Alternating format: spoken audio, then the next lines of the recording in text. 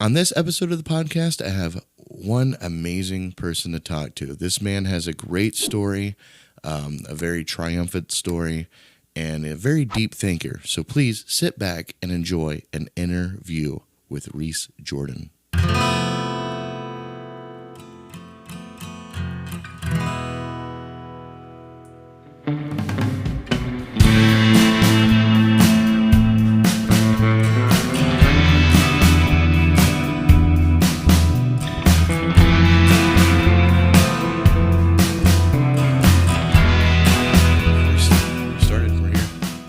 Pretty simple. So welcome to the studio, man. Glad to be here. Studio 47, aka my spare bedroom. Cheers. Let's try. Yeah, no doubt. So Mr. Rese Jhordan, you, sir, are an enigma to me. you I feel like I've known you for a long time, but I don't know anything about you. Yeah, and I've heard rumors. I've heard things. I've heard only stuff. The bad stuff is true. Well, I mean, I don't know if I've ever heard anything bad about you. Yeah. So what is that bad stuff? I don't know. We get into it. That's mostly like, growing up and all that. Definitely was a person of got into a lot of trouble and stuff as a younger kid, but. Oh yeah, music kind of helped my transformation in life, I guess. Yeah, got in a lot of trouble. Like if you don't mind me asking, what were you doing? Man, I've been I grew up in Northeast Ohio, Akron, Ohio. So just being on the West Side, man, being an inner city kid, doing what everybody around me was doing. So let me see. I don't know, man, stealing cards, credit card fraud, got shot up there, did juvenile time, all kinds of stuff, yeah. You got shot for what? I've been shot twice, yeah. Like twice in one sitting or two separate times? Two separate times. First time as a young teenager, under 18, in the leg, 9mm. And then the second time I was here in Newark, 18, 12-gauge deer slug, close range. Jeez Louise. Yeah, so so it's what was cool, I guess. The reason why I never got really too draped off down the road that a lot of my friends and family went down was I had the luck of every summer I would come from Akron down to Newark. My grandpa lived here. He was a World War II veteran, worked at a place called Rockwell International, and so I came down here pretty much every summer. And most summers we would also go down to Alabama, Huntsville, Alabama, outside of it where he grew up at. So I legit had like inner city,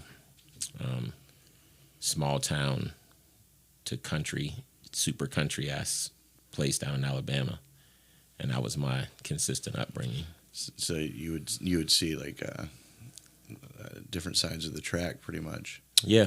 Yep. So it's definitely been a benefit. Later on in life, I can just relate to a lot of different people. I've legitimately been in several different kinds of walks of life and fully embraced them, and then made transitions. After all that to try to get myself turned around and. Now just trying to give back and be a positive person, make the world a better place type stuff.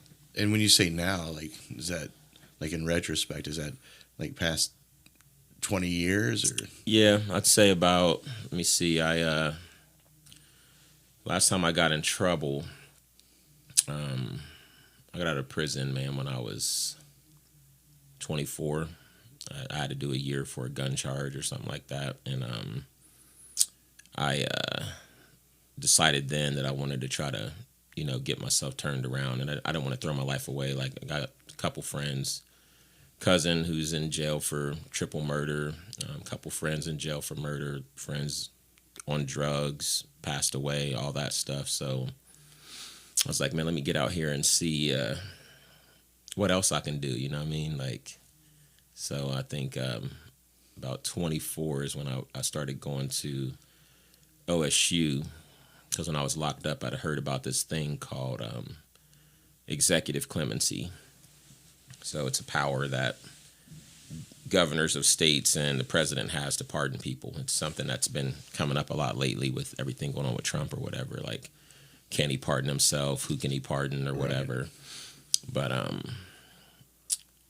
I didn't even know it was like, as many times as I've been in trouble, there's all kinds of jailhouse lawyers that are studying law to try to, either turn their case around or get their sentence reduced or whatever. I'd never heard anything about clemency.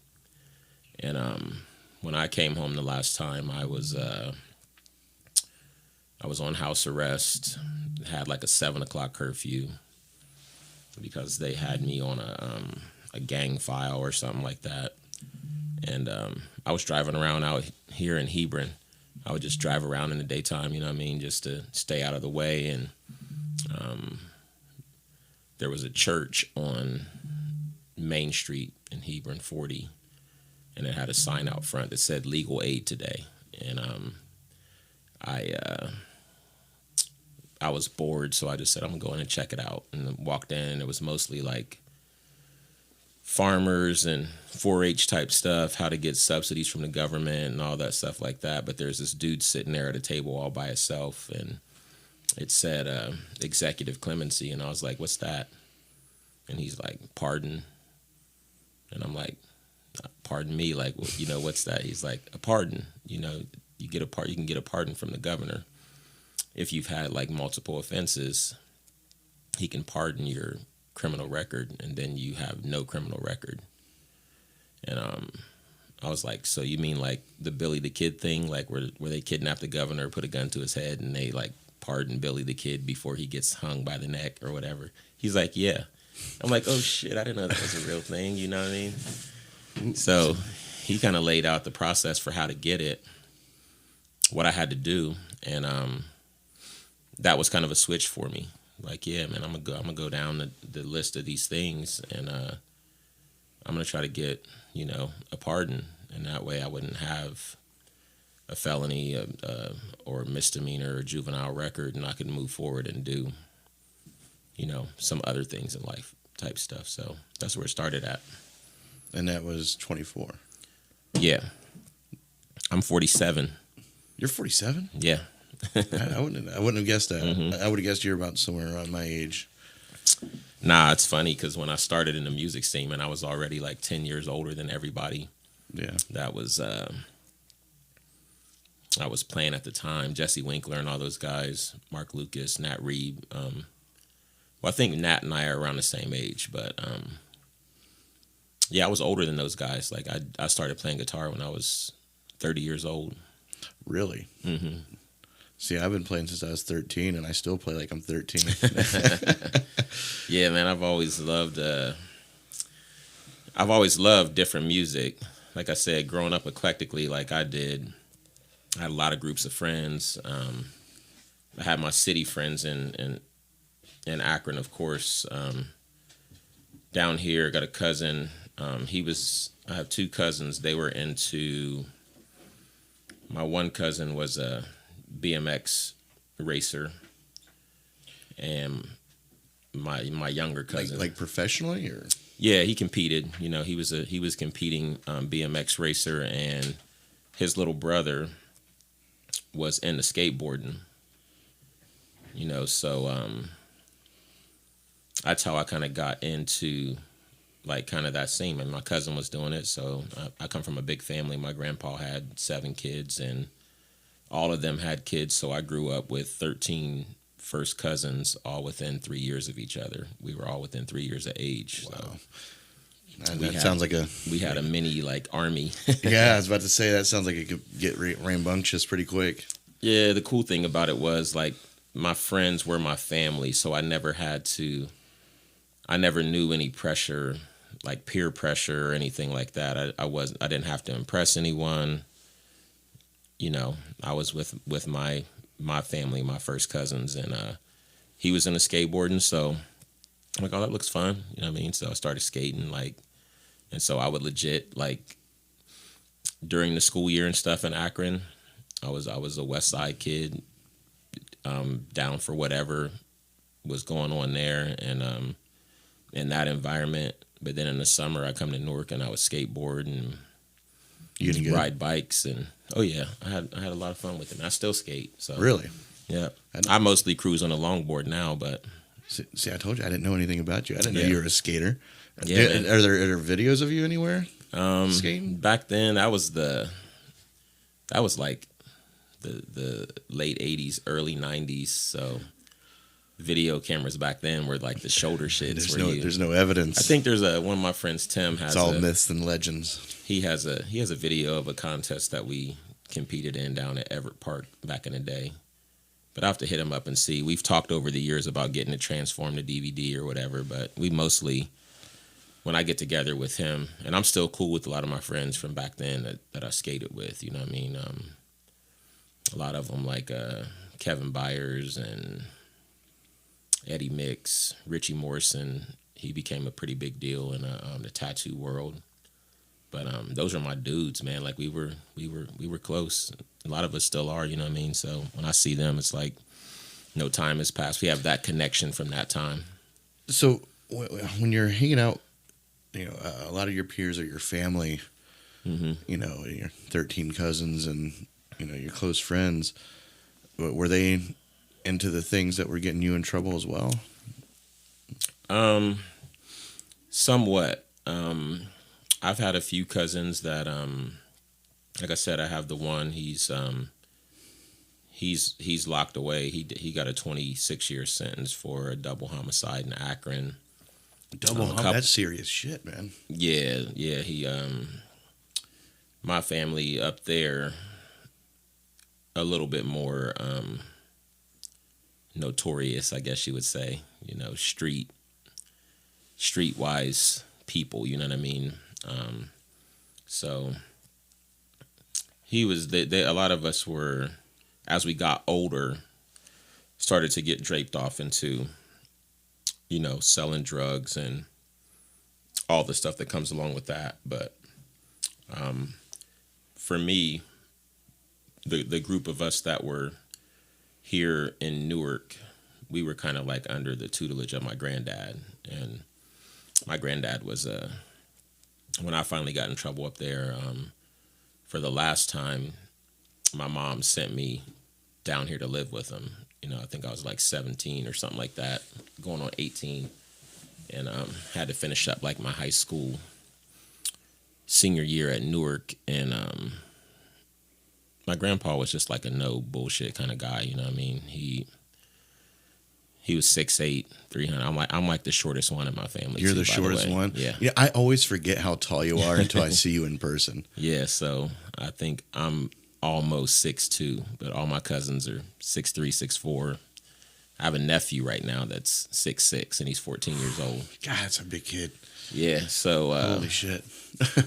Yeah, man. So I like living with him was a godsend in a way, just because he didn't take the bullshit, and he was like a straight up and down dude. Never raised his voice or nothing, but he just kind of ruled with like this silent iron fist, and he figured out how to get people to want his respect more than his attention. For my mom, she was young. She had me as a teenager. My dad and her broke up when I was like 2, and he was way out in California somewhere. He got into drugs and stuff pretty bad there for a while. And I don't think I met him when I was maybe like 19, I think. But my granddad, I think he tricked me into wanting to earn his respect. You know what I mean? Like, he tricked you. He was he was a stand-up dude. Everybody talked about him in a positive way. He just commanded a certain respect. And even when I first came down here and I was still getting a little trouble and shit like that, everybody who knew me and they knew that I was a part of the Cabinets family, it was always like, oh yeah, you're Big Daddy's grandson. And I'd be like, yeah. Is that what they called him, Big Daddy? Yeah. And the older people they would just shake their head like, you ain't nothing like him. And I'm like, oh shit, like what's that Oh mean? damn! Come on, I could be like Big Daddy. I could be like Big Daddy. Yeah, so I think that was kind of what planted the seeds for, me just want to do some seeing what I could get into and seeing what I could, try to be good at and have positive experiences in or whatever. Because getting locked up and getting in trouble and all that, there's a very low ceiling to all that stuff. I mean, going to jail or something like that, it's almost like a rite of passage in the hood, but there really ain't nothing exciting about it. Right. It's a phenomenal waste of time. Yeah. And for somebody like me who, back when I was a kid, I have ADD, so I'm attention deficit. And when I was a kid, there was no such thing as that. There was no acronym or nothing yet. I was just a person who didn't pay attention but asked too many questions. Yeah, it's amazing all the different diagnoses that have come to light. Like my grandmother, I'm 100% certain that she was on the spectrum for autism. Yeah. And if you asked her when she was alive, she would tell you, "Oh, well, doctor just told me I was born with a bubble in my brain." Yeah. And that was a for real diagnosis. Yeah, but in layman's terms. Yeah, dead serious. Like it's insane. So yeah, so ADD, kid won't pay attention in class. Right. So now what? And so with that, I think the biggest thing that the thing, like I said, my grandpa tricked me, but what he provided really was a good, solid foundation and structure. And if you have a short attention span or whatever, the foundation and structure has to be strong because your mind's always going a million miles a minute. And consistent. Yeah, so he provided such a strong backdrop for a lot of us that it was calming in a way. Yeah.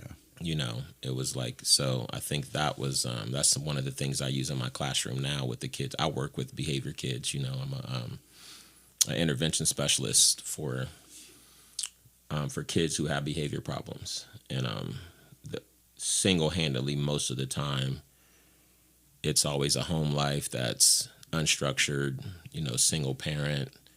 There's a lot of chaos going on around a young kid. And when you're young and developing, the world's so big, it's kind of hard to organize everything. So it's easy to get draped off in things that elicit like excitement and stuff like that, because most of the time you're bored or whatever. So do you find that kids in these in the behavioral classes, not classes, what would you call it?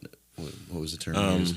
They're categorized as SBH, severe behavioral handicap, but so the kids that you counsel in a sense, do you notice a pattern like with ADD or ADHD being prominent in these situations? Or for most of them it is. It's become a lot more prevalent nowadays, and I think the shifts in society and technology has only like ramped it up. So now we see a lot of those diagnoses, and once you pick through the red tape of what the education system does, because in a lot of ways it's a way for the education system to generate more revenue for schools if they can categorize a kid in one of those areas. It's also a way for parents and families to qualify them for Social Security benefits.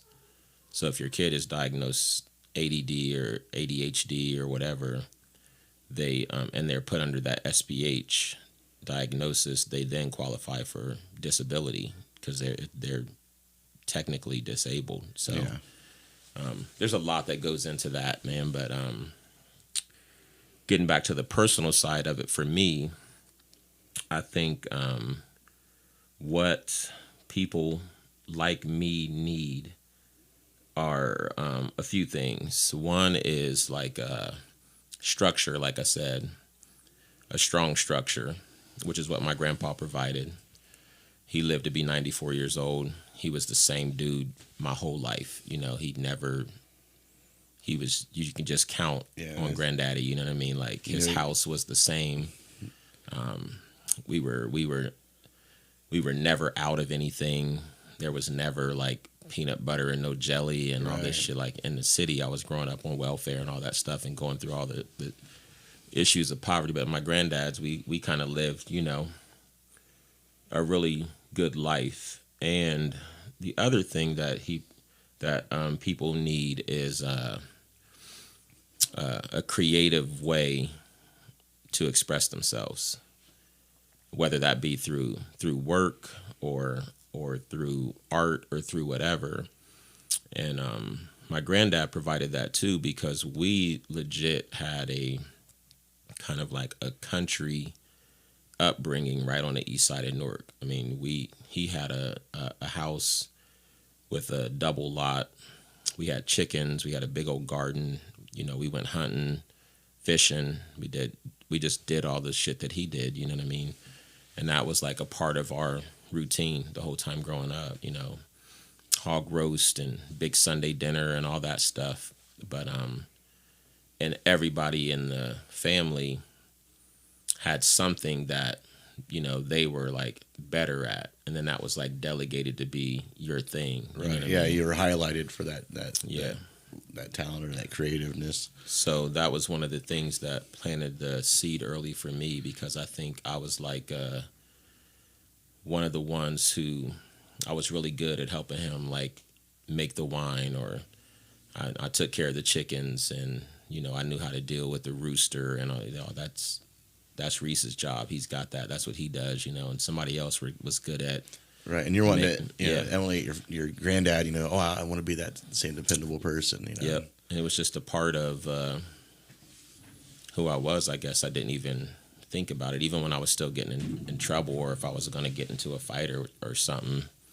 I'm like, oh yeah, hold on, man, I got to go get the eggs and shit, and then I'll be back out and we can do whatever. But I was just, because that was my thing, you know what I mean? So that was it's kind of easier to look back on life and decipher like your path or whatever when you get to my age now and you start looking back and being like, man, I got a long way to go, but I've been through a lot of shit and things could be a lot worse, you know what I mean? So yeah, I think that's very important for anybody to remember, that things could be a lot worse. People, I mean, everyone, myself included, in certain times in my life, people just feel down, like this is it, this is rock bottom, right? But they fail to realize the other things that could go wrong, which doesn't make your situation not shitty, right? But it's all about perspective. It's all about Einstein's theory of relativity. Everything is relative. Yeah. Depending on where you're looking at, where you're at, the way you look at it, you could literally go to the other side, be looking at the same exact thing from a different perspective, and see something that you didn't see before if you're only looking at it from one angle. So that stuff was cool. There you go. Oh yeah, I'm a big Einstein quantum theory. I mean that's one of my favorite things to study. Really, quantum theory, studying. Yeah, that's a hard one to wrap your mind around. It is, man. But when you, like I said, when you think as much as I do, and like I've always done as a kid, trying to really figure out how shit works, like what's it all mean, all those questions or whatever. And but that's something I attribute to like I said, so like going back, get into all that trouble and stuff like that, and even throughout all that, I was never like, in my opinion, like a bad person. I was just making the best decision based out of the choices that I had, and they were all bad choices. So right. Even if I chose the best choice, it was still a bad choice, you know what I mean? Yeah. I never got into fights and shit like that because of me. I was always defending my family. The downside of having a big family is this cousin's boyfriend's putting his hands on her, or this person got into an argument or trouble with these dudes, and me being one of the older ones, I was kind of obligated to step up and defend, you know what I mean? Me, myself, personally, I rarely had a problem with anyone that was organic, like between me and them. It was always in defense of friends or family. So Yeah, you're like a protector so I in a was just sense. So do you consider your grandfather to be the same way? yeah, because my granddad was the kind of person that now I would have never known because I knew him as an older man. You know, he was Right. in his late 40s or whatever when I was coming up, and But it's like his integrities were still yeah, but he was was just what a was those seeds that planted in you. It seems like yeah possibly. he was a real quote unquote man's man. You know, when he was younger, he was known for fighting. He was Oh, known that really? he wasn't the kind of person that was going to back down if he was in the right. You know, and he would go to whatever length there that he had to go to make sure that was a point. I mean, he was a tough guy. He was a decorated World War II veteran that served in the Army and in the Air Force, and but he was also such a humble person that it was kind of like an energy he exuded. It wasn't something that he ever talked about. I never knew how many decorative medals and stuff he had until he died. You know, we were going through his things or whatever, and here he's decorated with all these medals and stuff from his service in World War II, and you know, had traveled to all these places, and he rarely talked about any of that stuff at all. So I think, Wow, what a interesting thing to find out about somebody you were so close to, or yeah, that you look so highly up to. You know, and like, do you kind of wish he would have talked about it a little bit more so you can pick that brain, or do you think the yeah, way it I was think, the best way it was? I think we do. Like we picked up definitely a lot of lessons from him, directly and indirectly, but he just wasn't the kind of person to get real personal. Yeah, I mean, my granddad, like I said, he lived 94 years, and I think it seems like in my mind, you know, like I only heard him say like 20 words. You know what I mean? He was just super chill.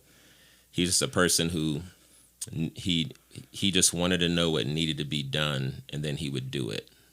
That type of thing. And the few times that I did see him out of that character,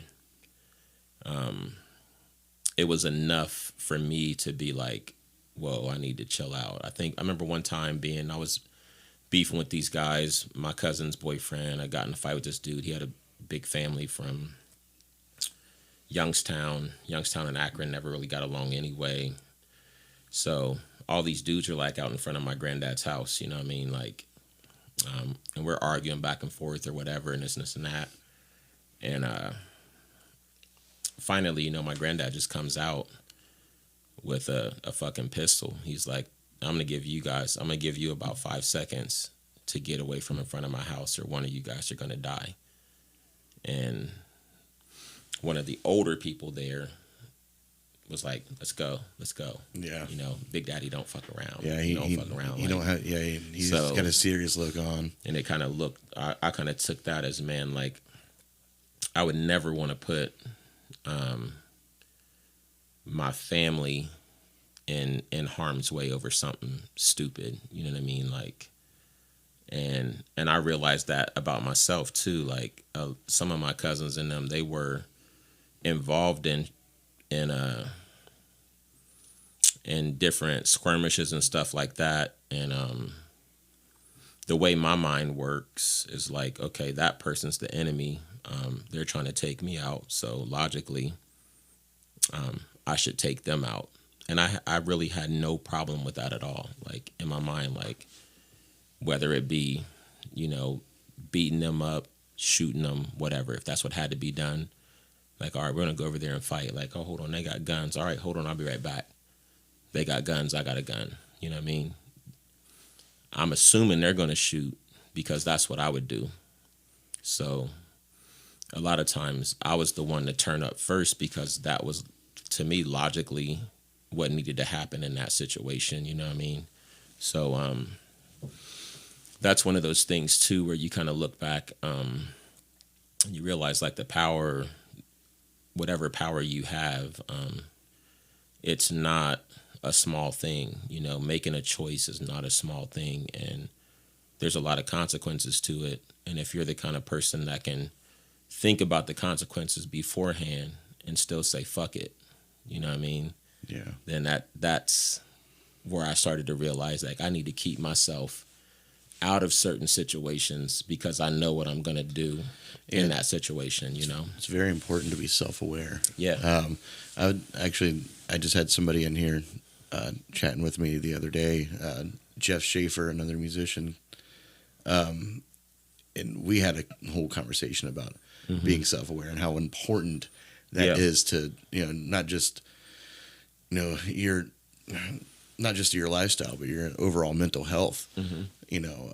Being able to put yourself into check and constantly know that you're not perfect and you always have to grow. If you're like, oh, well, here I am, that's good, I think that's where I'm going to stay. Yeah, well, you're probably going to start slipping somewhere. You always got to be aware of yourself. That's important, man. And I think a lot of my granddad was also a person who was extremely logical, but it was never like big words. It was just like whenever I had a reason for anything that I didn't agree with on him or whatever, he would always listen.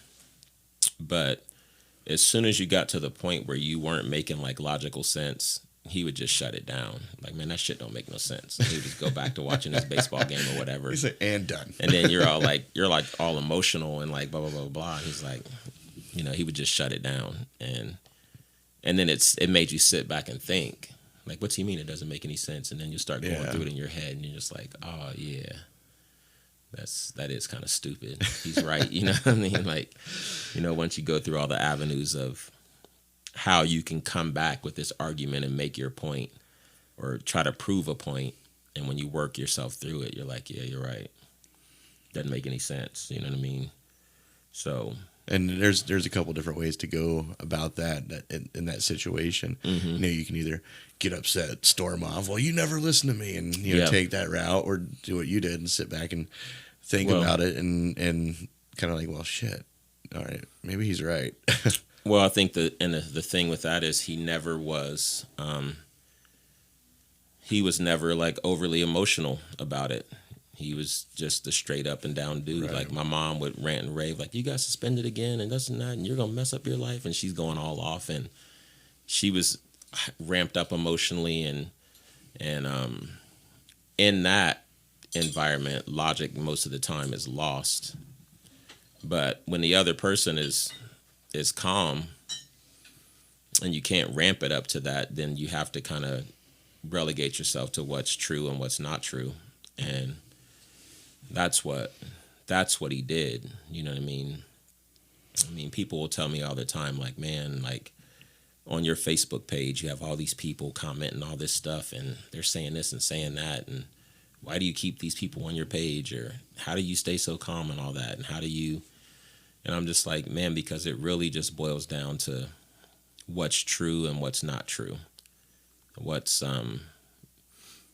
get down to the facts and what makes sense. And later on in life, when I started going to college and stuff, I started being introduced to the technical part of the things that I had learned growing up from my grandpa and my uncles and stuff like that. I learned about the logical fallacies. That was one of the first things I picked up in my first psychology class.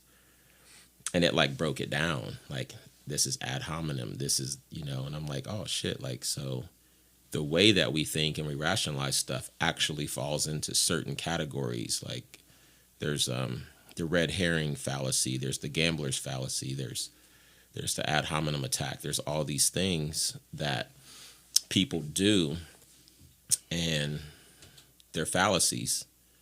My grandpa would say, oh, that's a bucket that don't hold water. That's another way of saying that's a logical fallacy. You know what I mean? So it's psychology in very simple terms. And I recognized that in myself and in the people around me whenever there was a conflict. And then I started to see it like, oh, that's what he was talking about. They're moving the goalpost, or they're attacking me personally instead of attacking my argument. Right. They're logically they're logically wrong, and because they're logically wrong, it ramps up their emotions. And me, I'm just stuck on logic because my granddad would say that, and I refer to him a lot. But Well, yeah, he's like, I mean, it's a very obviously a very big impact in your like entire life, so yeah, it makes sense. he used to always say, like, man, the truth is a stone that you either build on or you break yourself against, and that's it. He would say shit like that and then just walk away. And I'd be like, because I'd have this whole lie worked up about why I didn't come in on time, or why he heard such and such from so and so that we were down the street throwing rocks at windows or something. And before I would even start to tell this grandiose lie, he would say something like that. he could smell what you were cooking already. Yeah, and it seemed wasn't like, and him being such a stand-up dude, and me not really knowing, not being able to fathom that at one time he was a younger kid who did his own shit. So he wasn't telling me what to do because he was trying to control me. He was telling me what to do because he had already done the dumb shit, and he knows that that shit don't work. So you should go this route, you know. well, and it sounded like you went ahead and did some dumb shit anyway, right? I mean, Yeah, like I said, but but I think you were easily able to reach down and grab all these lessons. yeah, I got lucky, and a lot of it too. Like I said before, like all the trouble I can name, aside from like when I was really young, stealing cars and shit like that. That was just for fun, you know. My mom was hardly ever home, and the same thing was the case for a lot of me and my friends in the neighborhood. So we were just out, just having fun and just doing whatever. But as I got older and started getting into a lot of the trouble that I got into, was because of conflicts that I was defending someone I cared about more so than some conflict with me personally. So when I got a assault case, or let me see, I had like 3 or 4 assault cases in Newark. Those were fights that my cousins had got into, and I stepped in to defend them, you know. All right, now this is before you went to prison. This is, Yeah, this is when I first came to Newark to live full time, you know, as a young teenager. I think within that first year, I was probably arrested 27 times. Jesus. Yeah, so but here we are, these kids that are, on one hand, we're like these country kids, we're my granddad's, on another hand, like we're like skateboarders, but we're still like street kids that was down for all that shit too. It wasn't like we were like punks or nothing. We just kind of did whatever we wanted because I didn't have to, like a lot of the friends that I had on the East End in Newark, they were black kids. They thought skateboarding was corny. Like, oh, that's some corny shit, like, or whatever. But I was a person who wasn't afraid to defend myself or fight. So a lot of times, and I didn't have to worry about meeting their approval. You know what I mean? Yeah. Because my family was cool with whatever I was doing. We all supported each other, still do to this day. So that was a big blessing, you know. I didn't realize it as much at the time, but it was definitely a big blessing. So do you feel like, the way that like, going back to what you said before about, some people would consider, going to prison a badge, that's something to be proud of in a sense. Did you ever carry any of that with you, and any of the bad decision you were making? Like, I got some street cred now, I think it was, for me, it wasn't never anything like that, because that's the thing that, and I never like to judge anyone, but I see a lot of people who relate very heavily to hip hop and inner city culture, but it's totally different when you are living it. Everybody who's in it, like, low key wants to find a way out. They don't want to live that way. They're just playing with the cards they're dealt. type of thing. So I never looked at it like that. I just knew that it would probably be inevitable because that was the environment I was in, and that's what everybody was doing. So for us, it wasn't whether you were going to go to jail or not. It was just when, you know. Yeah. So, and the only badge of honor came is because, like, you would go in and you come out and you did your time or whatever, and you kind of get that pat on the back or approval from your immediate circle, you know, of friends or whatever the case may be. So, I don't know. Is Akron still like that? I don't know too much about Akron, Ohio. My neighborhood that I grew up in was bad. I grew up in an area of right off downtown, short west side of Akron. It was called the Valley. Literally, you come up West Market Street, you go down a street called Valley, and you go down a hill, and there was a road called Silver, another road called Doyle, and on the other side was a street called Aqueduct. So that was I lived in the Valley. And back then, it was this little pocket of, a poor community. And there was always like fighting, drugs, all that type of stuff. And then the further out you went west, kind of like the worse it got. But my neighborhood I grew up in is regentrified now. It's the same neighborhood that LeBron grew up in later.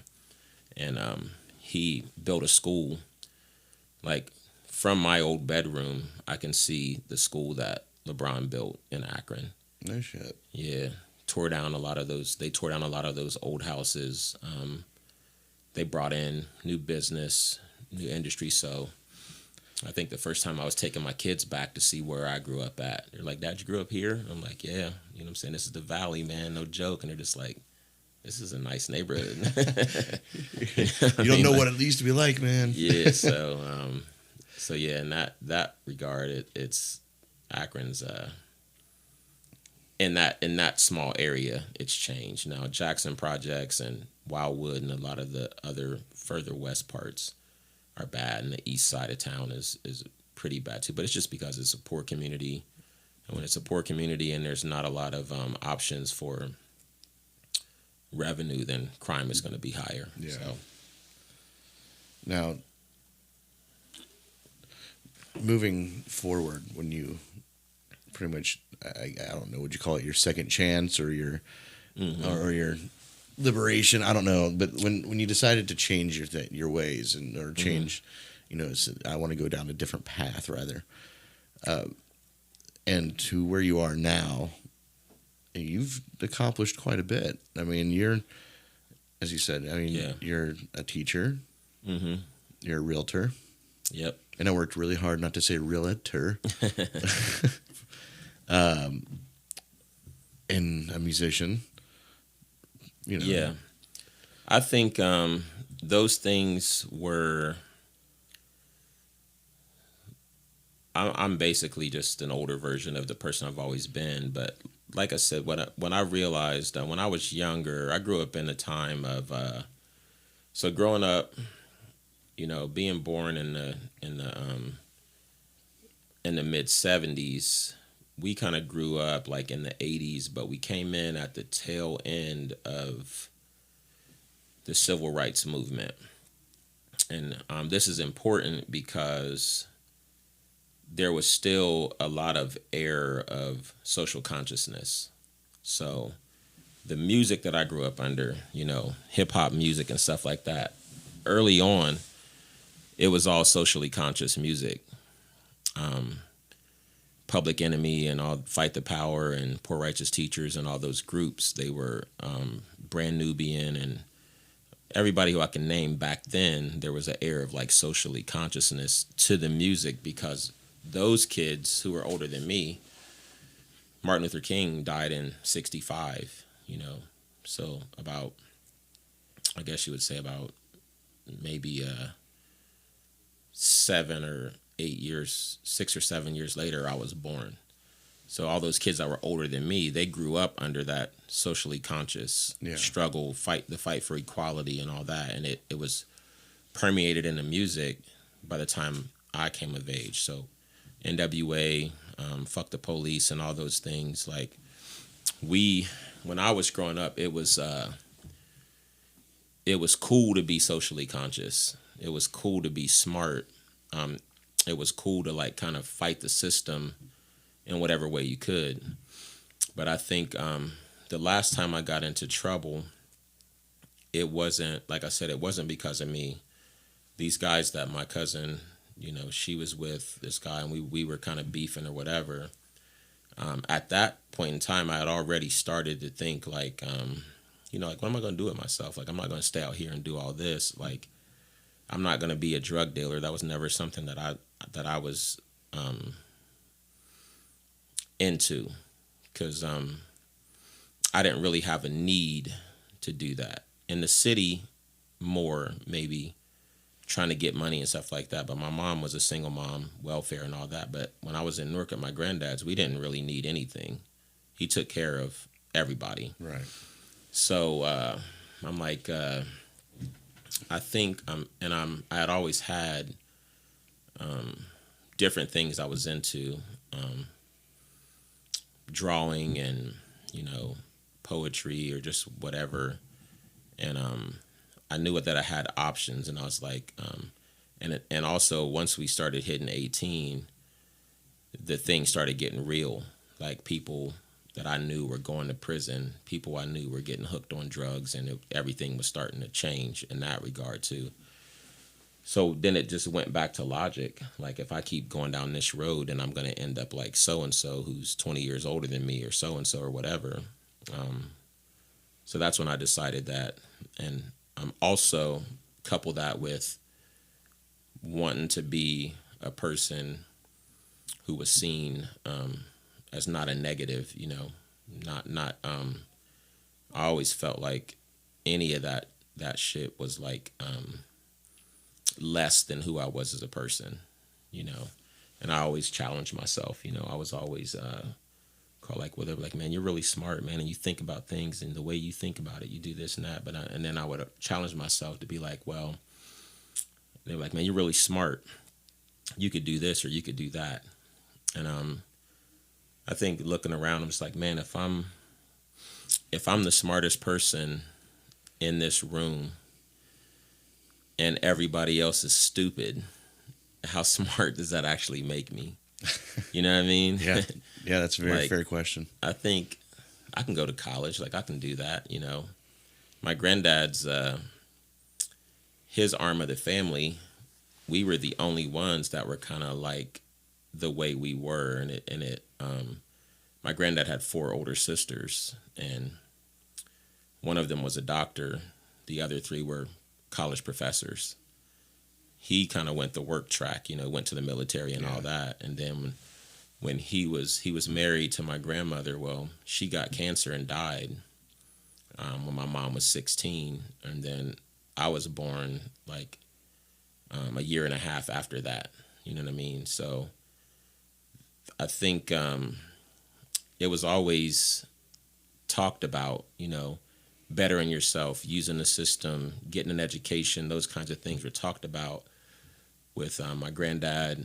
One of my uncles, Uncle OC, his name is Oscar, but he was a big influence. My Uncle Reuben, Uncle Bug, and Uncle Kip, they were all direct influences too. So when I was sitting around thinking what I wanted to do, I was like, man, I could go to college and do something. And plus, I had already had a little bit of success in other things outside of just my neighborhood. Like, when I was in Akron, I signed up and started Golden Glove boxing. Oh, nice. So my dad was in Golden Glove. Mm-hmm.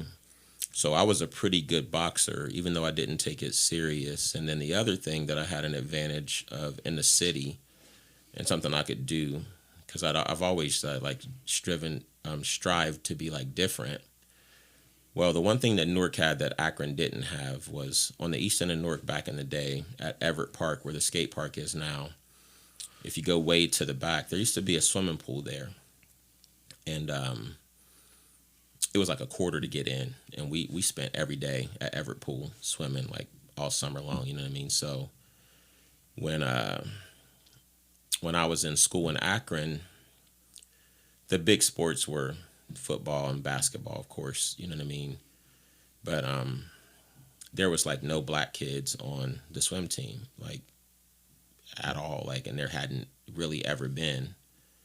A lot of my friends from the city, they couldn't swim because the recreational pools and shit had been closed down years and years ago before that. So I went out for the swim team, and I swam 4 events, made it to the state meet, all that. So I knew that I could do other things, and I also had always been complimented on being intelligent, but just like having all this potential, but never using it type thing, So I think I just started to maybe think about going to school. I got a job at the YMCA as a lifeguard. So I was like beginning this transition, like of doing some more positive things. But when my cousin's boyfriend put his hands on her, that a conflict ensued because of that, and I ended up getting pulled over and caught with a gun, and because him and I had already fought, but they were still like talking shit or whatever. Him and my cousin got into a fight again, and I had already told him, like, if you put your hands on her again, it's a wrap. You know what I mean? Next time I come to see you, it's not the fight. And that happened, and that's exactly what I was on my way to do. And then, like, everything kind of from there is kind of just like, I went to a friend's house. We were, like, watching a Mike Tyson fight. And I was like, yeah, after I watch this fight, I'm going to go down there and handle this business, because I already told bro, like, it's whatever. Like, I'm on go, like, when I see you type thing. But the neighbors to my friend's apartment got into like this domestic squabble. We're out there just watching it, like, damn, like, she's throwing all his clothes out, and they're arguing and fighting or whatever, and we're just kind of sitting there watching. Well, my friend was on probation. The police came up, and they like walked right over to us, like, what are you guys doing out here? I'm just like, man, we're just watching, like, whatever's going on. You would go over there and handle that. I think, there's something going on, or maybe that lady's in trouble, whatever. So he asked our names. I told him mine. I told my other buddy, said his name, and then the other guy that was with us, he just fucking takes off running. Oh. Like, boom. Like, he just took, and then the cop chased him or whatever, and we're just like, damn, why did he run? You know what I mean? Or whatever. When the police came back, he was like, who was that? And I'm like, I don't know. Like, he just walked up as soon as she came up or whatever. He was asking me for a quarter. Leave me alone. Yeah. And it turns out that the people who I was, my cousin's boyfriend who I had a beef with, they had my sister and two of my other cousins had ran into them before I could. And they whooped this dude's ass. Like, my sister hit him with an iron, and Jesus. And he wrote a statement against them, for assault. And he said I was there, even though I wasn't. He like put my name in the statement and said that I had like threatened them with a gun. And so they were wanting to question me about making a serious threat with a gun, or aggravated menacing or whatever. And they're like, oh yeah, well, you already got a warrant anyways, because this dude was assaulted, and they said you were involved. Witnesses said that you were involved. And when he searched my car, I had that gun in it. You know what I mean? So I got in trouble for that. You know what I mean? And even at that time, I was already enrolled at Ohio State, and I had straight A's. I was working as a lifeguard, and I hadn't been in trouble at 20. I was like 24, and I had been in trouble since I was like 18, 19. But when I went to court, what I realized is that my reputation preceded me. My friends and my family, all their reputations were tied to mine. So I had like letters of recommendation from my professors, because I'd entered a poetry contest at Ohio State, and my stuff was published in a review for faculty and students, you know. And the people at the YMCA loved me. They wrote letters, and I think I was working at Crapplebee's at the time too. My manager wrote me a letter and stuff, and the judge kind of looked at it, and he's like, "Oh yeah, that's all cool and stuff like that." But he's like, "Here, I noticed here that you had a speeding ticket in Zanesville last year," and I was like, "Yeah." He's like, "That shows no respect for the law. I think you need to go to prison," and you know, No respect for the law. yeah. And he was like, "Well, you hang around with Mr. So and so, Mr. So and so," and he's like naming all my friends, my cousins, and I was like, "Yeah, but what they do is not what I do." Like, and he's like, "And we hear that you're the ringleader of this East Main Mafia gang or whatever," and I'm just like, "What the fuck?" Like, you know what I mean? And the East Main Mafia. Well, I mean, hearsay. That's quite that's quite the evidence, isn't it? Yeah, but I was always around them, and I was also the kid on the East End that would ride around with the Ohio Revised Code, the actual law book that I took from the library. And whenever the police would come up, I'd be like, "You can't do that shit. It says right here, statute number, blah blah blah, whatever." And they were like, "Oh yeah, you think you're a smart ass, "Oh, right?" you know what though? We do have a report of a missing book from the library." Right. So when I went, I realized then, like, man, Newark is so small, and no matter what you think you're doing, these people all work together, they hang out together, and they talk to each other. Yeah. So they pretty much just took my shit, like my whole entire life, like balled it up and just shot it in a trash can. I had just come from taking my exams for the semester, went to my sentencing, and that afternoon I was on the Grey Goose to CRC to do a year in prison. So you were well on your way before that to a more positive atmosphere. Yeah. So you spent, and did you spend a whole year? I ended up getting a judicial release around 6 months into it. Okay. You know. So you spent 6 months in there, and so you're out. You probably.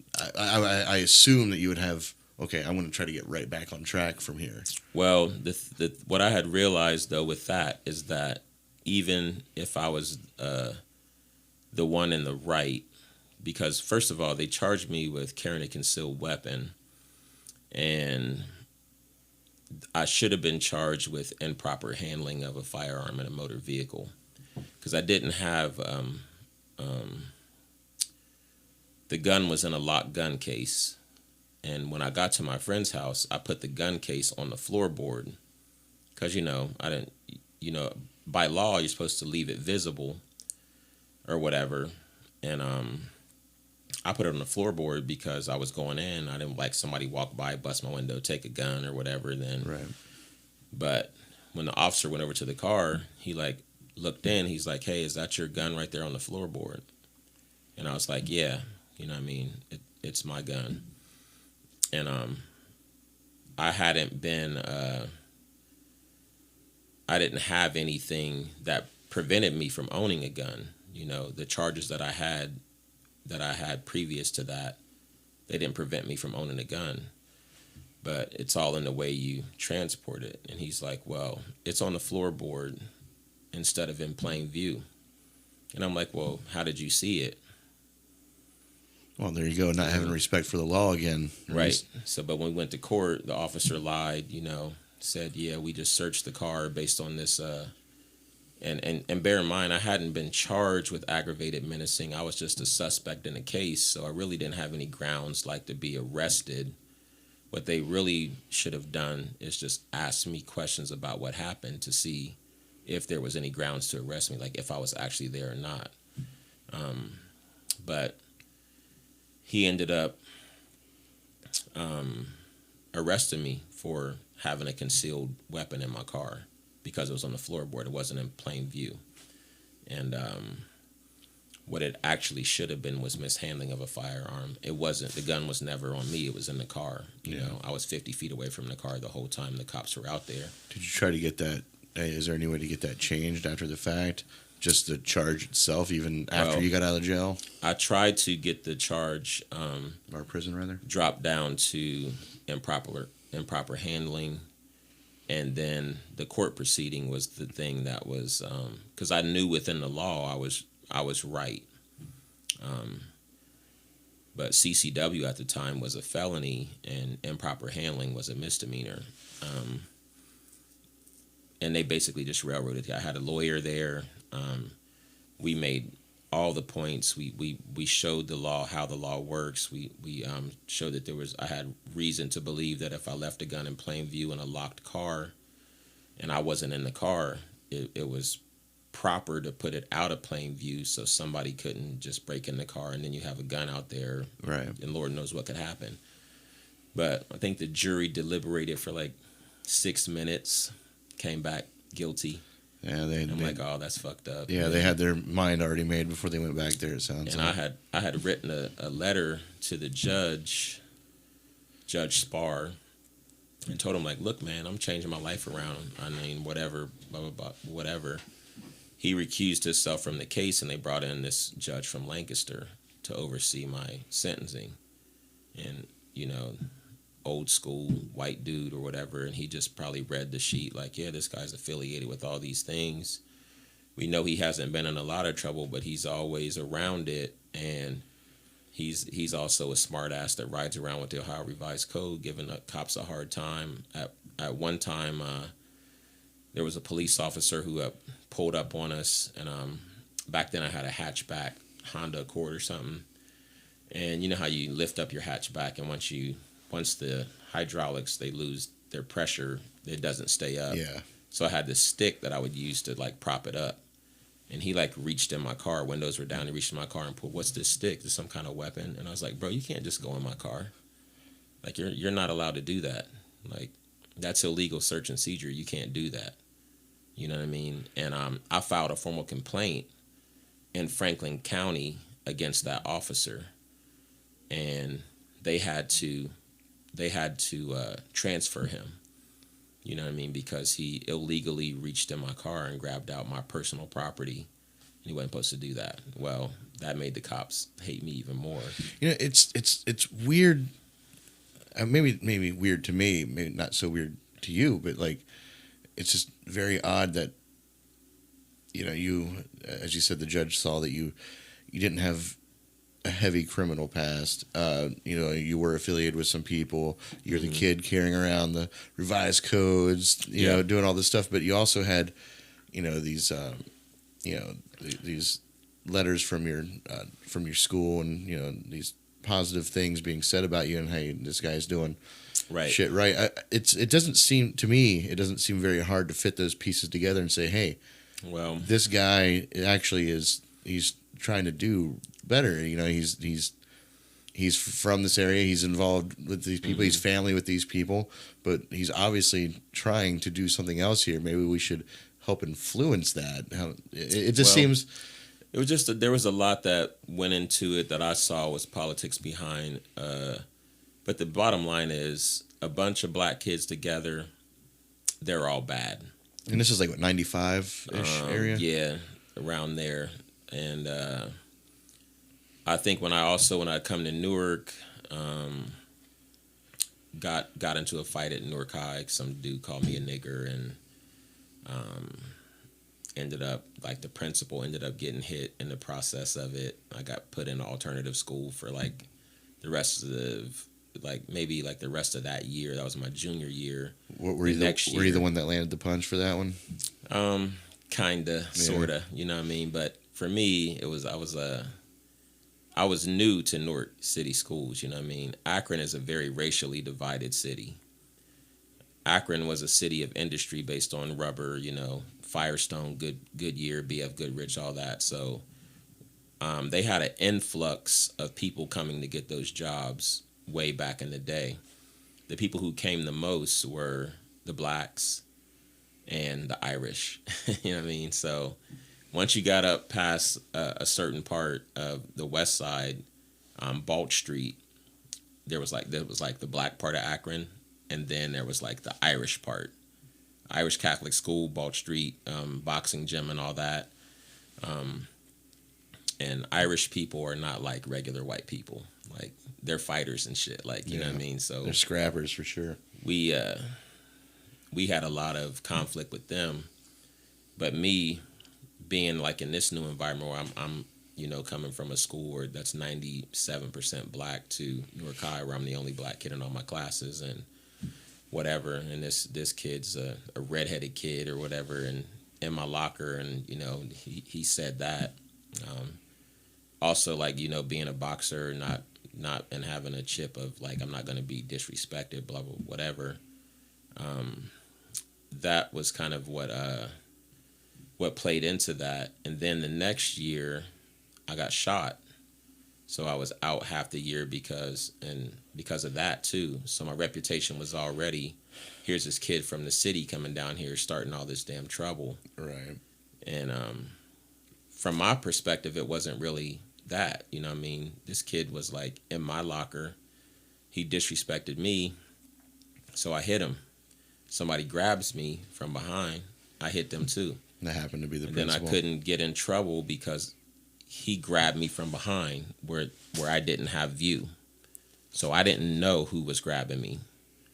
But in Akron, if you get into a fight with one Irish kid, you're fighting all of them. Yeah. You know what I mean? So that was my mind state. Like, oh shit. So, and then when I got shot, I was just at a party. You know what I mean? There was like some friends had a party, and they had gone to make a beer run or something. And when they were driving back, somebody threw rocks at their car and like busted out one of the windows. So they went to go confront the dudes who did it. And it was right on West Main Street in Newark. And one of the dudes that was there pulled out a shotgun. They came back to the party and said, hey, we're going over there to fuck those dudes up, this and this and that. And one of my buddies was like, man, don't go over there. They got a gun or whatever. And I'm not even really involved in the shit. I thought it was like a little silly ass small town thing. But I was like, I'm going to go over here and watch this fight. And I'm sitting there just watching it. They're all yelling like, come outside, dude, come outside. You know what I mean? And I was like, who is this dude? Like, who hit your car? And they're like, oh, this kid named Jason Kindred. Well, I knew Jason Kindred because he grew up on the East End in Newark. You know what I mean? Like, I knew him ever since we were little kids. I knew his mom and everything, and freaking Jason comes out with the gun like, get the fuck out of my yard or whatever. And his mom grabbed the gun and like pulled it down and it went off. You know what I mean? I'm standing like right in front of the porch and it went off and shot me right above my ankle, my left ankle. So it wasn't like I was involved in like a shootout, right. You know what I mean? But to the people on the outside looking in, all these kids came to these people's house to cause all this trouble. And, and that's what happened, and he was involved somehow. But I really wasn't involved, you know what I mean? Like, with that beef. You accidentally got shot. Yeah. So, yeah. I knew dude, like, we, they even called, like, when I was in the hospital, like, it happened the same night that Mike Tyson lost to Buster Douglas. And I was just like, man, all right, man, it's cool or whatever. Now after that, he was older than us, so I think I was like 19, 18, I think, and he was like 21, so he had to go to prison he had already had a felony charge. Jason was a hood, they don't have hoods anymore, but back in the day, like the poor white kids were like hoods, you know what I mean? Like the outsiders type shit. But now a lot of them are like wannabes or whatever you want to call it. But yeah. Back then we had hoods, and I used to run with those guys because they were, I could relate to them and stuff like that. And I was cool with them. But I think after that he had like talked some shit about how, he kind of took that and kind of ran with it. So we did have like a little beef after. And when he was running around telling people that he did it on purpose. Yeah, he's running his mouth a little bit. Yeah. Trying to make himself. Yeah, so we had to. Yeah. A couple things, you know what I mean? And, but last time I saw him, man, we're cool or whatever. But all that was, to the people like downtown, they just look at the names and the labels. They don't even care about the personal things that go on to see what kind of person you are or whatever. They just thought that I was a person who was a ringleader, which I never was, you know what I mean? And they thought, well, all these kids are doing bad shit, so he must be doing it too. And they had it out for me on that regard. And then when they got me, I realized how easy it was for them to just, you know, just get rid of me. You know what I mean? And the judge, like, you're nothing but trouble. You deserve to go to prison. The longer, the better. All this shit like that. And I'm just sitting there like, for real, man? Like, are you serious? And then not only that, I sat in the courtroom after that and watched a court proceeding, because at that time I'd already been sentenced, so I'm waiting for another court proceeding to happen. And it's just like a movie. This dude was there, and on the opposing side was a lady and her daughter, and he had molested her daughter, right?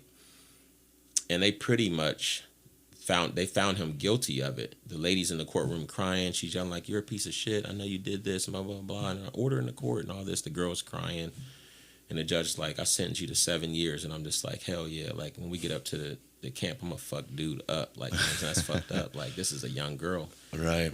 And then the judge is like, "But I see here you've had a construction job for the last 12 months, so I'm going to put you on probation. And if you come back in my courtroom again, you're definitely going to jail." And I'm just like, what the fuck? Like, this dude had a job for almost 12 months, molested some girl, like, and he's going home, and I got this nonviolent, CCW charge, and I'm going to jail for a year. You know what I mean? Like, well, yeah, but your family and hearsay and all these things. Well, here's letters from my college. I did.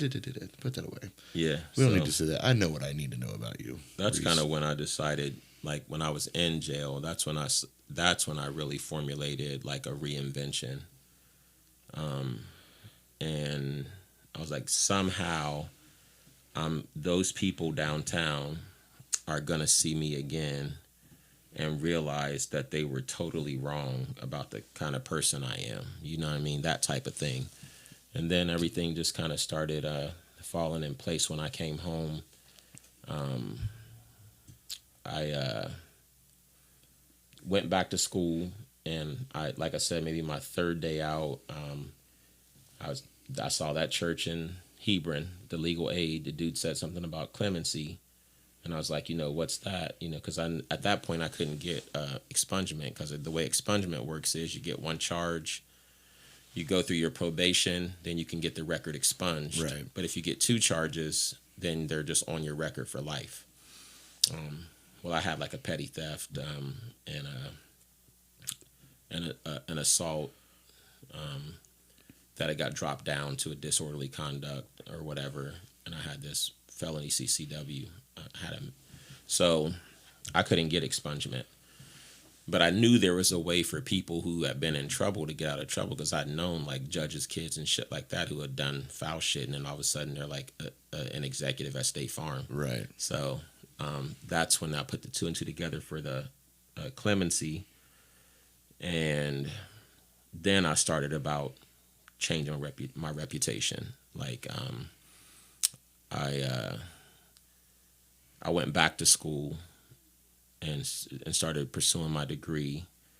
I opened up a recording studio on the East End for young kids. Back then we were doing hip hop and stuff, and I started involving myself in all the community service projects and stuff like that, because for clemency you write a letter to the parole board asking for it. If they approve it, then it goes on the governor's desk. And if he approves it, then they erase your record. Like, your whole entire criminal record is just erased, like it never happened. So it's a get out of a fucked up life free card, you know what I mean? Yeah. So I went through, like, I got married, we bought a house, and then I applied, under Governor Bob Taft. And right around that same time, because I was coming up to my graduation or whatever, and I knew it was going to be starting the time to look for jobs, but I had a felony record, so it was like my hands were kind of tied. And that was also the time when I started, like playing music. So I just like got a guitar. One of my buddies from Newark High, Danny Phillips, he was like a super cool dude at Newark. We were in the alternative school together. He had like a rock band and shit, and I would go over and hang out with him or whatever. And he was like popular, you know what I mean, like back then. And I think he had gotten into drugs and stuff. And I saw him all these years later, and kind of helped him out. You know what I mean, like. Did you know how to play guitar at this time, Eddie? Mm-mm. No, okay. Nope. We were, I think, in the process of me seeing him, kind of maybe helping him like get on his feet or whatever. He's like, "Hey man, I got something for you," and I'm just like, "Oh man, I'm cool. Don't even worry about it, dude. Like, it's all good." He's like, "No, hold on." He's like, when we were in detention, you know what I mean, you used to wear your headphones, and I heard you like singing and shit. You got a good voice. You should do something with this. And he like gave me an acoustic guitar. No He's shit. like gave it to me, and I think I was playing basketball, and I had rebroken my ankle, so I was kind of stuck, like chilling in the crib, and I was always into different types of music. I listened to everything growing up. My granddad was a big, huge country fan. I mean, country was played at my granddad's house every day, because he's from Alabama. He was into that, and he would give us a little history behind it or whatever, and we'd make comments like, "Man, you don't listen to this shit. This is some bullshit. This is white people's music." And he's like, "You don't have no idea."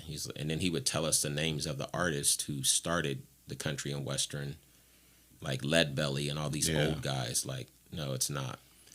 He was like, what country is he would tell us, like, there was old dudes like Jimmy Rogers in them, and they would try to do what Muddy Waters and them were doing, but they didn't really, have like the same kind of swag.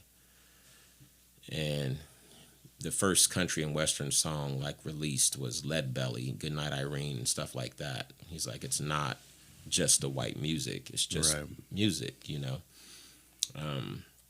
So I had that. I had my cousin who was the BMX race. He was in the rock. They were into like rock and punk and all that, and we were into like a lot of pop music, because when I was a kid, there was no hip hop. It was like, pop. It was like Michael Jackson, Prince, Duran Duran, all these bands. I remember being a kid, the first day MTV came on TV. I remember that when that first happened. You know what I mean? Like. I'm younger than you, yeah. by that was about 10 years, but still, like, I remember growing up in the 80s and going to my cousin's house, who'd be, if he was still around, he'd be about your age, and I would always piggyback his MTV stuff. He's always watching MTV, and I'm always over his shoulder, like, I do have some old school MTV nostalgia. Yeah, the cool thing about it was, like, back then we were like just into like maybe Michael and Prince a little bit, but we would sit there and watch it and just wait for like Michael Jackson to come on. But in between that, all these other songs came on, and me not needing the approval of my outside friends, I just liked it all. Me and my cousins liked all of it. We listened to all those bands, you know what I mean? And my cousin, but they were into punk, so I was, into Sid Vicious and all those guys too. Like, I knew that Rancid and NoFX and all those bands. I knew who they were. And my older cousin who rode bikes, he was into Metallica and Megadeth and all of that stuff, you know what I mean? So I was cool with that too. So I had this like really eclectic thing, but it never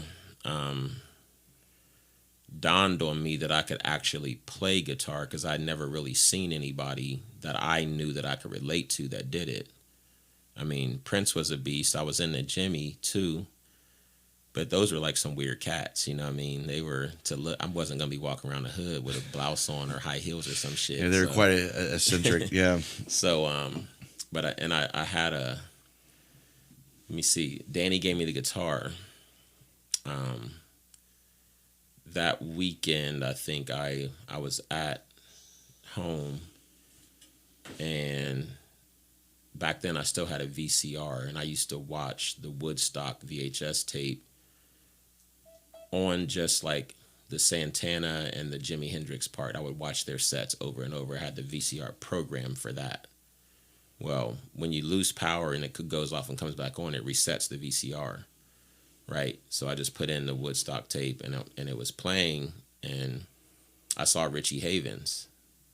I was just like, holy shit, like, who is that? You know what I mean? I'm just sitting there watching or whatever, and he kind of did his set, but when he got to Freedom, like, it was like, I was like, damn, that shit is cool, and he wasn't like a weird dude. He looked like one of my uncles. He just, had on jeans and a t-shirt and, some sandals, and he was just going to town with all this fucking soul.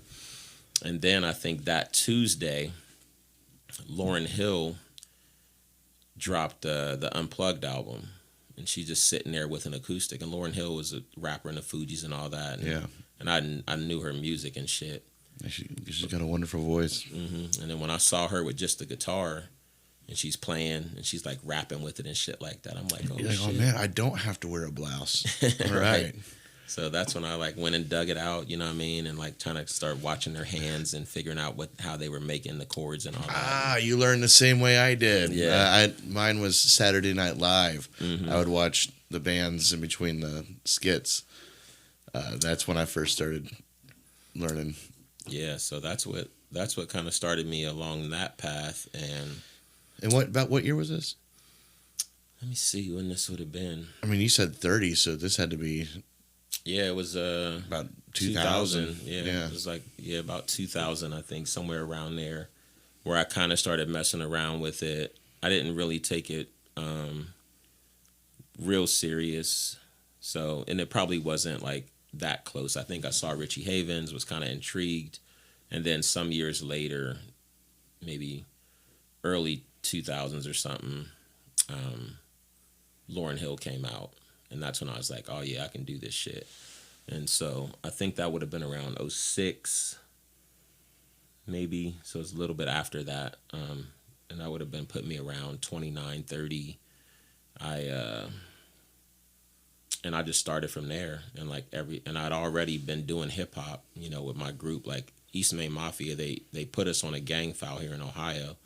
But East Main Mafia was a rap group. We were never never a street gang. Yeah. But what happened was we started East Main Mafia. Our intention was to make music. We were going to be like rappers, me and my cousins. And this is who the judge thought you were. Yeah. The leader of this actual mafia gang. Yeah. They actually so every time I learned a couple chords, I would write a song to it. You know what I mean? I was well versed in all kinds of stuff, and I had all these influences or whatever, and I was learning damn, this shit is not as hard as I thought. Did you still have your recording studio at the time?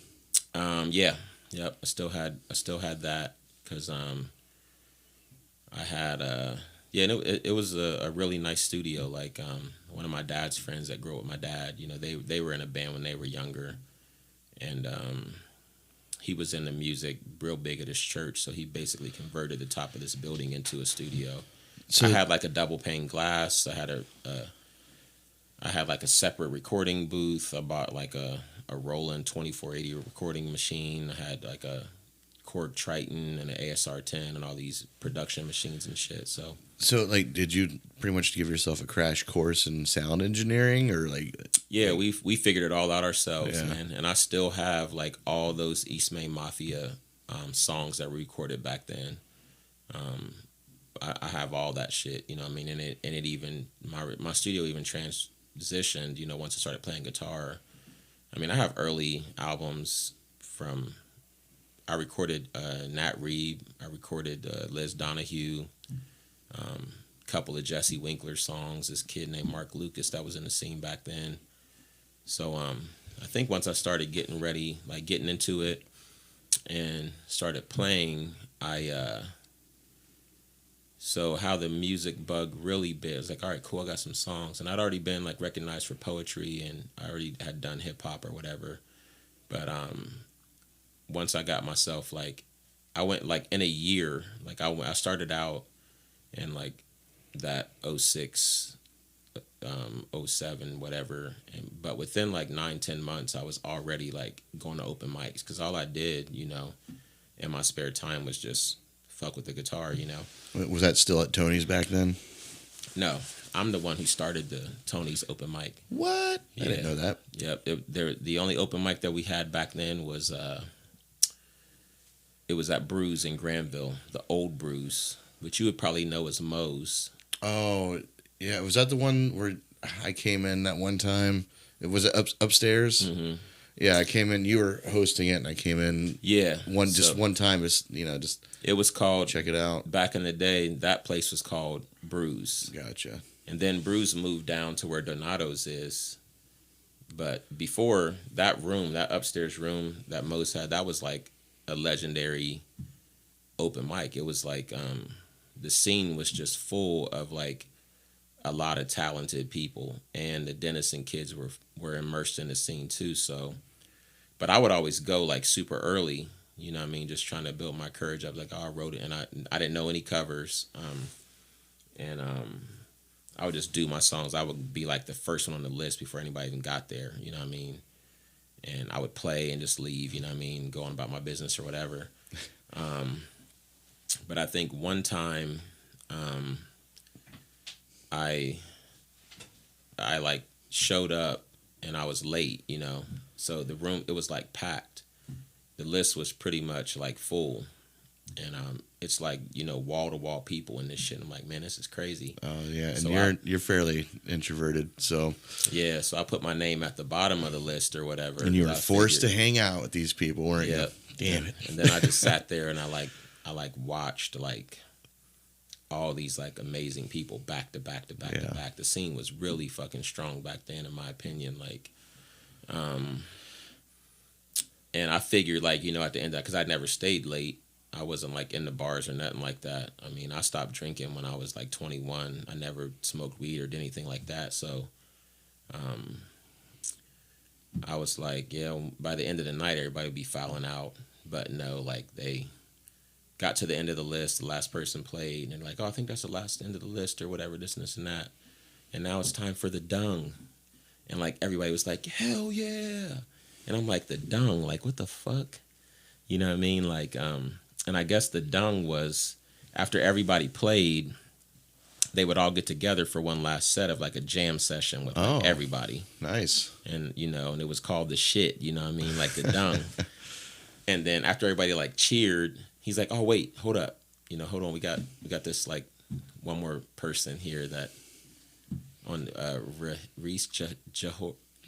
I'm just like, Rese Jhordan. I'm like, what the fuck? You know what I mean? So I just went up there and I was like, well, fuck, man, if I'm going to do it, like, I'm not going to be like scared, you know what I mean? So, and that week I had just like kind of worked out a couple things once again to like, I had figured out how to play Freedom by Richie Havens from Woodstock.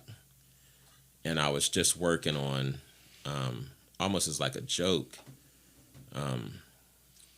like some country songs, but I was like rapping on them. And this was back in like 06, 07. Oh man, you've been doing that from the cuff, huh? I think I'm the godfather of that. I mean, for some people that's a cool thing. For some people it's not. But I think I'm the first one to ever fucking do that. You're the first one. I had a no. Maybe I can't remember. It's gonna be a toss up between you and Tom Klein. The first one. Do you want me to put those in the fridge, man? Oh no, you're cool. Okay, I only got a couple in there. It's gonna be a toss up between you and Tom Klein of who was the first one to do that. Yeah. Well, I know at least around here. In my world, I don't know. Yeah, because I saw Tom do it, and he did it with God, I don't remember what songs. I know he had Beastie Boys and shit in there, mixed in with probably What I Got or something simple like that. Yeah. No, Tom had to be the first one that I'd seen do it. When I first time I ever saw you was at CBR's. Yeah, that was low key back in the day too. Yeah, I remember CBR's. It was my very first open mic I'd ever ran. Oh wow, I didn't even realize that. Yeah, well, it was, yeah. I So didn't know what that's the a fuck. small world. I was there with my dude Eric Rowland and somebody else. I can't remember. Now, CBR is the place that was down in the brewery district, Yeah, right? yeah. CBR, Chuck, Brian, Renee, the three owners of it. Yeah, that was my first open mic I'd ever ran. First really open mic I'd ever really been to. You know, I just started going out just by coincidence to Tom Klein's shows. He did VIP in Hilliard, and on Sundays, and I would just go out there, and my buddies would be like, "Hey, Steve can play guitar," and I'm like, "Oh fuck, you know I can," you know, like I'm like, "No, thanks," you know. And then I got up there and did a song, and then it just kind of snowballed from there. I mean, Tom was the one that gave me the Stevie name, you know. Started calling me Stevie, which I thought was weird. And well, anyway, where I was going with this was when he was doing open mic with Jeff Schaefer, who I actually had on this podcast a few days ago at CBR's, and they couldn't do it anymore for one reason or another. Yeah. And so Tom was passing it on to somebody else, and that somebody else was somebody that I had met at these VIP shows. And he's like, "Hey, Stevie, you want to get your name out there? Come co-host this with me." And that was Yeah. when that propelled. And I don't know if you came out to the open mic that I was co-hosting, or if there was something else that you were there for. But I know I was there, and I saw you doing the Folsom Prison breakdown that you do. And you had a whole story. You had a little guitar. Yeah. You know, you had a little guitar with you, and you had a whole backstory about the little guitar. And Yeah. I can't remember exactly what it was now, but something like "This is all I have" or something like that. And this is what I'm going to use. What the fuck did I used to say with that? I'd be like, "Oh yeah, this is actually, you know, like undercompensation because my dick is so big. I use a little guitar. Like, it's the opposite. It's the opposite of the dudes with little dicks that drive big trucks or something. Like it was something dumb, you know." But yeah, I don't remember that at all. Yeah, that was crazy. But yeah, that first night, that pit was awesome. It was. That was a cool spot. Yeah, it was a cool spot. I really did like that spot. I think I don't even know how I got there. Yeah, because I was still low key doing hip hop, and I met this kid from Gahanna named Eric Rowland. One of my cousins graduated from Gahanna, and they had a group, and he still has a band called Mr. Anderson. And he was also in Stretch Lefty. I recognize that name. So, but he was like, "Hey man, you know, you should come. They do like an open mic at CBR. You should come bring your guitar up there and do that shit." You know what I mean? I was like, "Oh yeah, I'll go check it out." But it all started for me that night at Bruce. Because like I said, it was the first time that I was playing in from a room full of people, and I had a couple originals, and then I had that Folsom Prison shit that I just kind of worked out as a joke because it was like you know, I think we would low key like make fun of it, you know what I mean? Because my granddad listened to so much country and shit. Oh yeah, I was piecing that together during your stories. I'm like, okay, now your music selection's starting to make a little bit more sense with me. I knew like right away like how to, once I started learning chords, I'm like, oh shit, you know, that's Hank Williams. Or, you know, once I knew G, C, and D, I knew like 20 songs that my granddad loved, you know what I mean? So, and I would have my guitar out practicing or whatever, and one of my uncles or somebody come in like, "Man, put that guitar, your granddad's trying to watch TV." And my granddad be like, "You know, he's all right, let him go." You know what I mean? And to me, that meant like he liked it, you know what I mean? So, let me see, like, I did that, and then I did the Folsom Prison thing that night. And I just went straight like through all four. I didn't pause between songs or nothing. I did like an original. One of them was like I still remember the first song I ever wrote. It's called a Jones or something like that. Then I did this other song that I wrote called Frontline. And I did Folsom Prison. And then I went straight from that into Freedom by Richie Havens. And I like had my eyes closed the whole time, like, fuck it, I'm just gonna sing the fuck out, you know what I mean? Like, I don't even care. Like, and like when I stopped, everybody was just like quiet. And then they're just like, hell fucking yeah, like, well, this motherfucker. And it was like the longest pause in history. Yeah, so I that weekend was what really got me. Like, and I think I saw somebody and they're like, man, you could get paid to do that shit, dude. Like, I'm just like, for real? And then like, and I'm not saying it's like the universe at work or whatever, but I went to B-Dubs and there was some dude from Columbus. I can't remember his name and I wish I did. But he was playing solo acoustic at B-Dubs in Heath. And nobody was really listening or whatever. But I was like digging it and shit like that. And it's like, damn, man, sorry nobody's listening, man. You sound good or whatever. You know, I was like, I play a little bit, but not too much or whatever. I was like, doesn't that piss you off that people don't even listen? And he's like, nah, man, I just play for myself, you know what I mean? And plus, I'm getting paid to do this, so it don't really matter to me. I'm like, oh, yeah, how much you get paid? And he's like, I'll make about $100 an hour. And I was like, word? I'm like playing those songs right there. Yeah. And he's like, yeah. I was like, hey, man, when you're done, can I have a copy of your set list or whatever? He's like, yep, sure, here you go. And he handed me like a page and it had songs all the way down the front and on the back. I'm like, I'm gonna fucking learn these songs, man. Like Lay Down Sally and, you know, a lot of the, you know, Drift Away and a lot of the, you know, the crowd favorites. Yeah. So I went home right away and started picking those out to build myself up to where I could play like, you know, 3 sets. Because then my goal was to get out and play music, you know, and make some money from it. And I kept doing the open mic thing. And had a lot of energy around what I was doing back then because I was also like an anomaly. You know, here's this big black dude like playing country songs,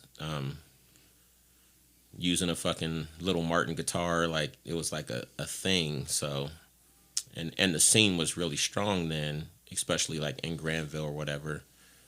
And one of my buddies named Noah Young, who I worked at Applebee's with, he was into music and shit too. And he started doing these acoustic nights at Tony's on like a Thursday. And I told Mike back then, I was like, man, I want to do a show like on a Friday. But that was like full band days. Like doing a Friday or a Saturday as like a solo acoustic was unheard of back then. Yeah, I remember that. Yeah, you don't do that. Those are for the bands or DJs. Yeah, he's like, man, there's no way you're going to bring enough people in here to fucking, you know, on a Friday or Saturday night. And I was like, yeah, I think I can, you know what I mean? I can do it. And he's like, I don't know, dude, it's never been done, blah, blah, blah, whatever. And Pyro was working there. Pyro, I don't know. You know Pyro, he's like tall dude, big beard, tattoos evereverhere, wears a bandana all the time. Yep. And he's like, I don't know, Mike, I think you should give dude a shot. See what happens. You know, fuck it. He's like, I'll come down and do an acoustic set because Pyro had a metal band called Destroying the Daylight. And they had like this acoustic version of it. I forget what they called themselves. But he's like, yeah, I'll come down and play that night too. And then Noah was like, well, I'll come down and play. And so we got together like this set of like acoustic people, you know, and Noah ended up hosting it, and it was called Acoustic Night. And it was fucking packed. You know, and from there, I started doing my own shows at Tony's. He's like, damn, we had a good night. And I started doing my own shows at Tony's. And back then, when I first started playing, everybody came out, you know what I mean? And I was, everywhere I played, I was around here, everybody came, you know what I mean? Because I would do, like, my set, and I would always play, like, I would kind of DJ in between sets, so everybody would be dancing and shit, and we had, like, the music or whatever. And I think... No, that's not how it happened. We did the acoustic night. It was cool. Mike still wasn't down with somebody doing solo acoustic on a Friday or Saturday. I called around all the places in town to try to get booked, you know, on my own night because I had enough for a 3-hour set. This little spot in St. Louisville called The Loft. This dude was like, had just bought it. He's like, I'm trying to get some business out here. I'll let you have Friday nights. And I was like, cool, this shit's gonna be tight. So I put together like myself, and back then I had a bunch of people to pull from, like Nat and Jesse and all those guys were active in the scene too. And the Loft ended up being a big fucking deal. Like every Friday, motherfuckers from Newark come out there and fill that bitch up. Wow. And then when Mike and them heard about that, like, oh yeah, I guess you can do, you know, and, you know, an acoustic night here or whatever. So that's how that started. And I mean, that had to be around, what, 2008, 2009, somewhere around there? Yeah. So, like, that seems like about the time when people started catching the wind that acoustic performers. Yeah, because I think a lot of the mainstream artists at that time were acoustic based and they were blowing up. You know, John Mayer that come out and some of those other big pop names. Well, not even just that, but Dashboard even Confessional. for smaller businesses, you know, to be like, well, you know, we can't afford a big band, but well, let's hire this acoustic guy, and they're like, well, shit, he did just as good as a band, you know, Right. You And know, we didn't have to pay him as much because I mean back then Tony's was paying bands like $600-700. yeah, You know what I mean? And if the bar's only making, I was like business minded because like I said I was older, you know, and so my mind state was that get to that mark that the dude at Beat Ups told me like they was paying him $300 to do a 3-hour show. yeah. Like I want to make $300. You know what I mean? So after the loft got really popular and I was like the spot on Fridays, the open mic in Granville started winding down because it was like the spot back then. Because I think one of the Denison kids got drunk, got into a wreck or something. It was all a big mess, so they had to shut it down. And that's when I told Mike like we can do an open mic here on Sundays, and it would work. So, and at that time he's like, all right, cool, you know. And that's how open mic started at there. And then from there I just started playing my name, getting out more and more. Oh, then I think the other thing that happened too was that acoustic idol competition. I did that, and that's what kind of got me booked in Columbus, Comp Fest and some other venues in Columbus because I was on the radio for that contest and ended up winning it. So then it was a lot easier to get booked. That was at Pub 161? Yep. Yeah. That's where the finale was at, but I think it started at the radio station, Okay. Meet there like Yeah, I remember Pub 161 being a part of that at some point in time. Yeah, they did the finale there. They like broadcast live from there, but we went through like 4 weeks of like competition. We go on the radio during Blazer and Mo's show and play a song, and people would vote and all that. And it came down to like me and maybe like 3 other people, one of whom was Tom Hagley. Yeah, I haven't put it up yet, but yeah, see it on the floor there, next to you there. Oh yeah, yep.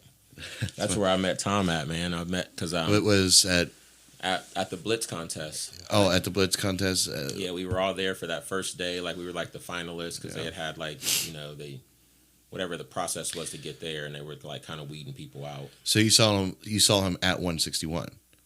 No, I saw him. I met him at the radio station. At the station, okay. Because we were like, because I first saw Tom at 161. Yeah, we were at the radio station. Like I was in there and I was like in the room, and at that time, I was already doing my thing in Newark, like pretty good or whatever, and I knew I had this like angle just because of like who I was and what I was doing. It was just different, and I'm like looking around, like this is I got this, you know what I mean? Like, it's nothing. And then Tom walks in, like, late. They're like, we're waiting for, like, one more person to get here or whatever. And then Tom fucking walks in. And he, like, walked in. He's, like, still putting his shirt on. She's like, what's up, dude? What's up, man? He's like, hey, hey, man, can I use your guitar today?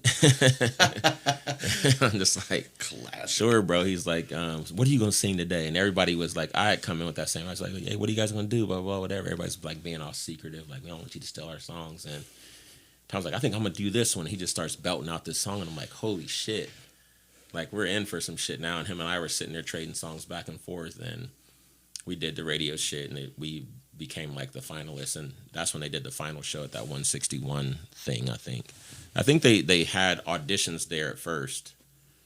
I think it was the auditions is the one that I was. Yeah, I wasn't at his audition. I think that's not where I saw him. That's not why I saw him. Not for that, but I think the auditions was what I was remembering 161 with that competition for, because I wanted to go so bad. Mm-hmm. I never auditioned for it. I chickened out. I was still in my infancy of my music.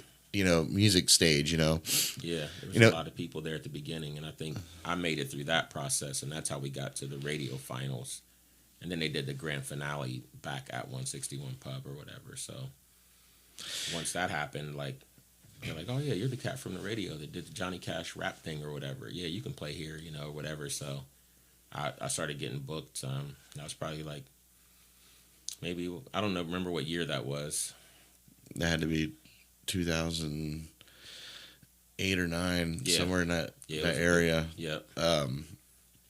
You know, my just going back to the Tom thing, my story, like, that was the first time I ever saw Tom perform was at 161. Mm-hmm. First time I ever really met Tom was at a Blitz Factor competition. Not the one that they did first, the one they did second. Okay. Yeah. And that was at Osheki's. Okay, I remember Osheki's. In the continent, yeah. And we were there one night, and I thought I had this night in the bag. I was like, okay, you know, I think I've done pretty damn good.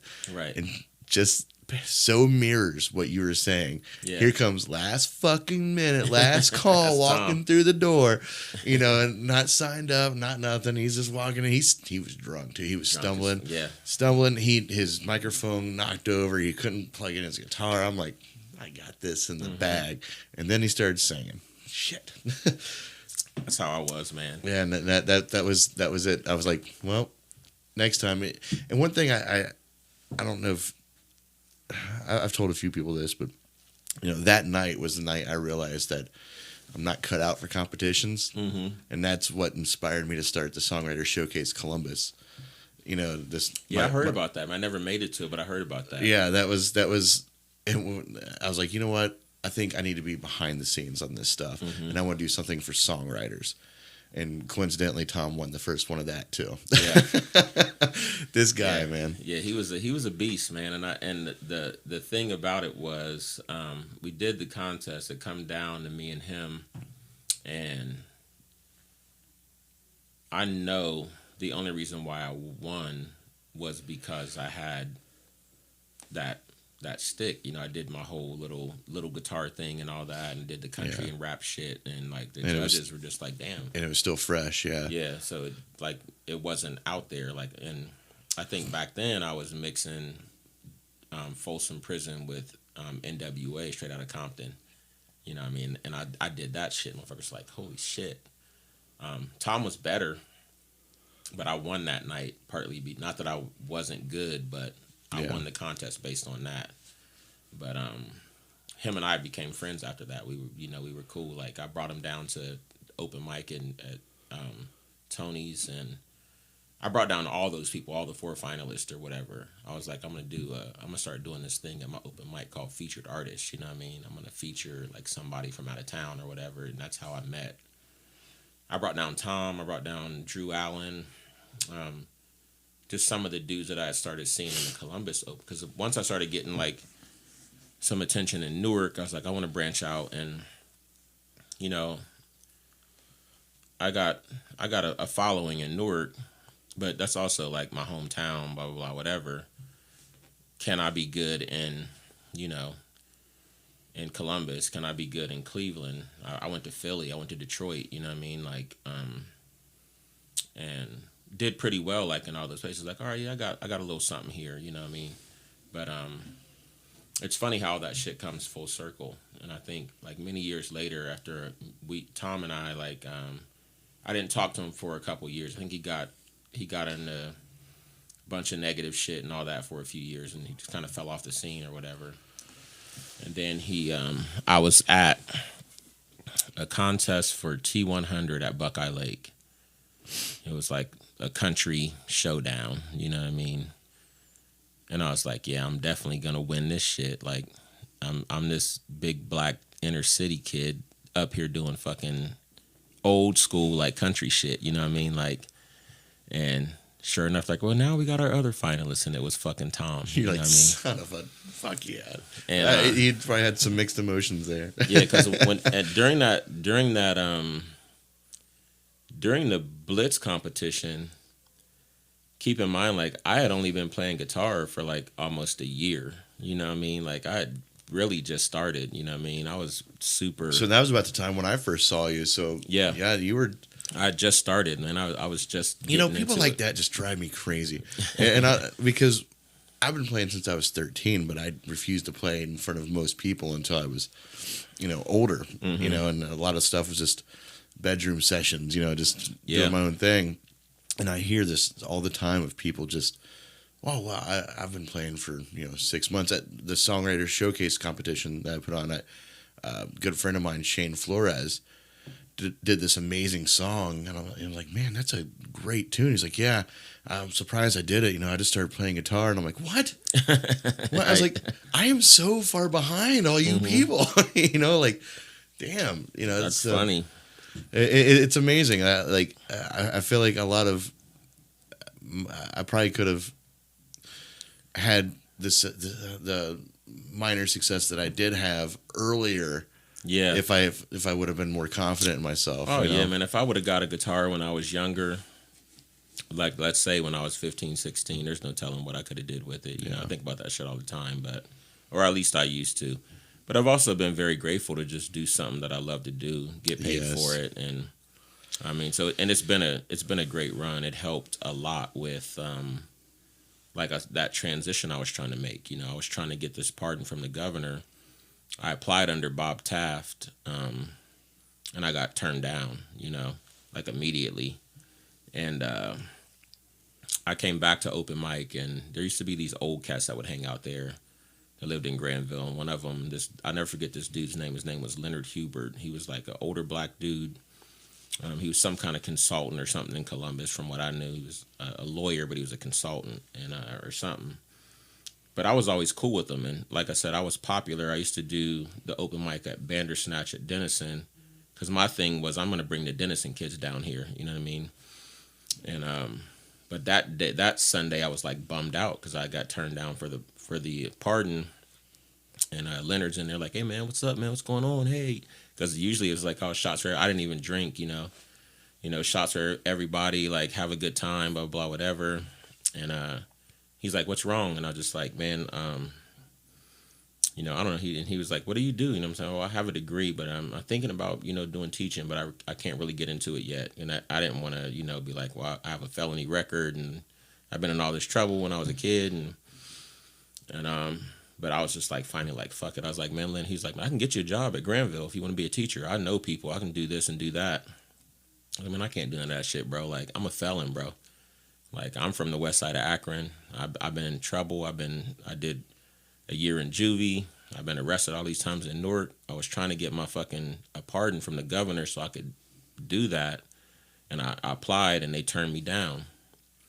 And then Leonard is like, he was, at that time, he was like the best way to describe him would be like a 55-year-old version of like Carlton from the Fresh Prince. That's how Leonard was, and I'm thinking like, yeah, this brother ain't from where I'm from, we ain't the same type of people. But like when I told him that, he like sat down and he like took off his glasses and he just looked at me and he's just like, nigga. And I was like, now he's strict Uncle Phil. Yeah. And I was like, Leonard. And he's like, man, all this fucking time I've been up in here kicking it with you and this and this and that. And I asked you what you wanted to do, what you wanted to be in life, blah, blah, blah, whatever. You never asked me what I do. I was like, yeah, I know. I mean, I don't know. I guess it, really was none of my business. He was like, I'm the head of minority affairs under Bob Taft. I work for the governor. And I was just like, damn, that's crazy. He's like, if you would have told me, we've been looking for the right candidate for this executive clemency because no black person in Ohio has ever gotten a pardon from the governor. And I was like, word. And he's like, don't worry about it. You know what I'm saying? He's like, see that dude over there? The dude who you've been buying him drinks and this and that. It was like an older dude, had a really like hot young wife, and she was like extra flirtatious, but I always like, kept my, composure. He was like, we noticed shit like that. He was like, that's Ted Strickland's brother. And Ted Strickland had just won the governorship. It was the first Democratic governor in Ohio in forever.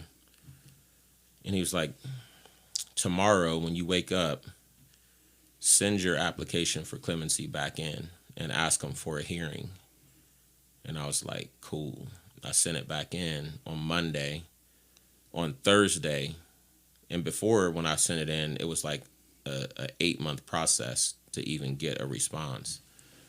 I got a response on Thursday. I had a hearing in front of the Ohio Parole Board on Thursday. And then they started interviewing me about like everything I had done. Like, well, and I told them like, yeah, I've been in trouble, man, but I was a Golden Glove boxing champion. I was like one of the first kids to compete statewide in the 100-yard butterfly at Firestone, Akron or whatever, which is a big school for swimming or whatever. And I have a degree. I have a recording studio that's free for the kids in my community and all this shit. I started running it down. Like I've been recognized in the Newark Advocate for poetry. There was like a poetry reading back in the day. My friend Laylee ran. And I got in the paper for like the top 20 under 40 community servants or something like that. And they fucking, I think that next Thursday, I got a letter in the mail and it's like, after review of your, felony conviction, blah, blah, blah, the governor's decided that you deserve executive clemency. So I got that. Upon further review, your misdemeanor and juvenile record is also pardoned under, blah, blah, blah, blah. Take this letter to BCI in London, Ohio, show it to them, and that's it. So you're the first? Yeah.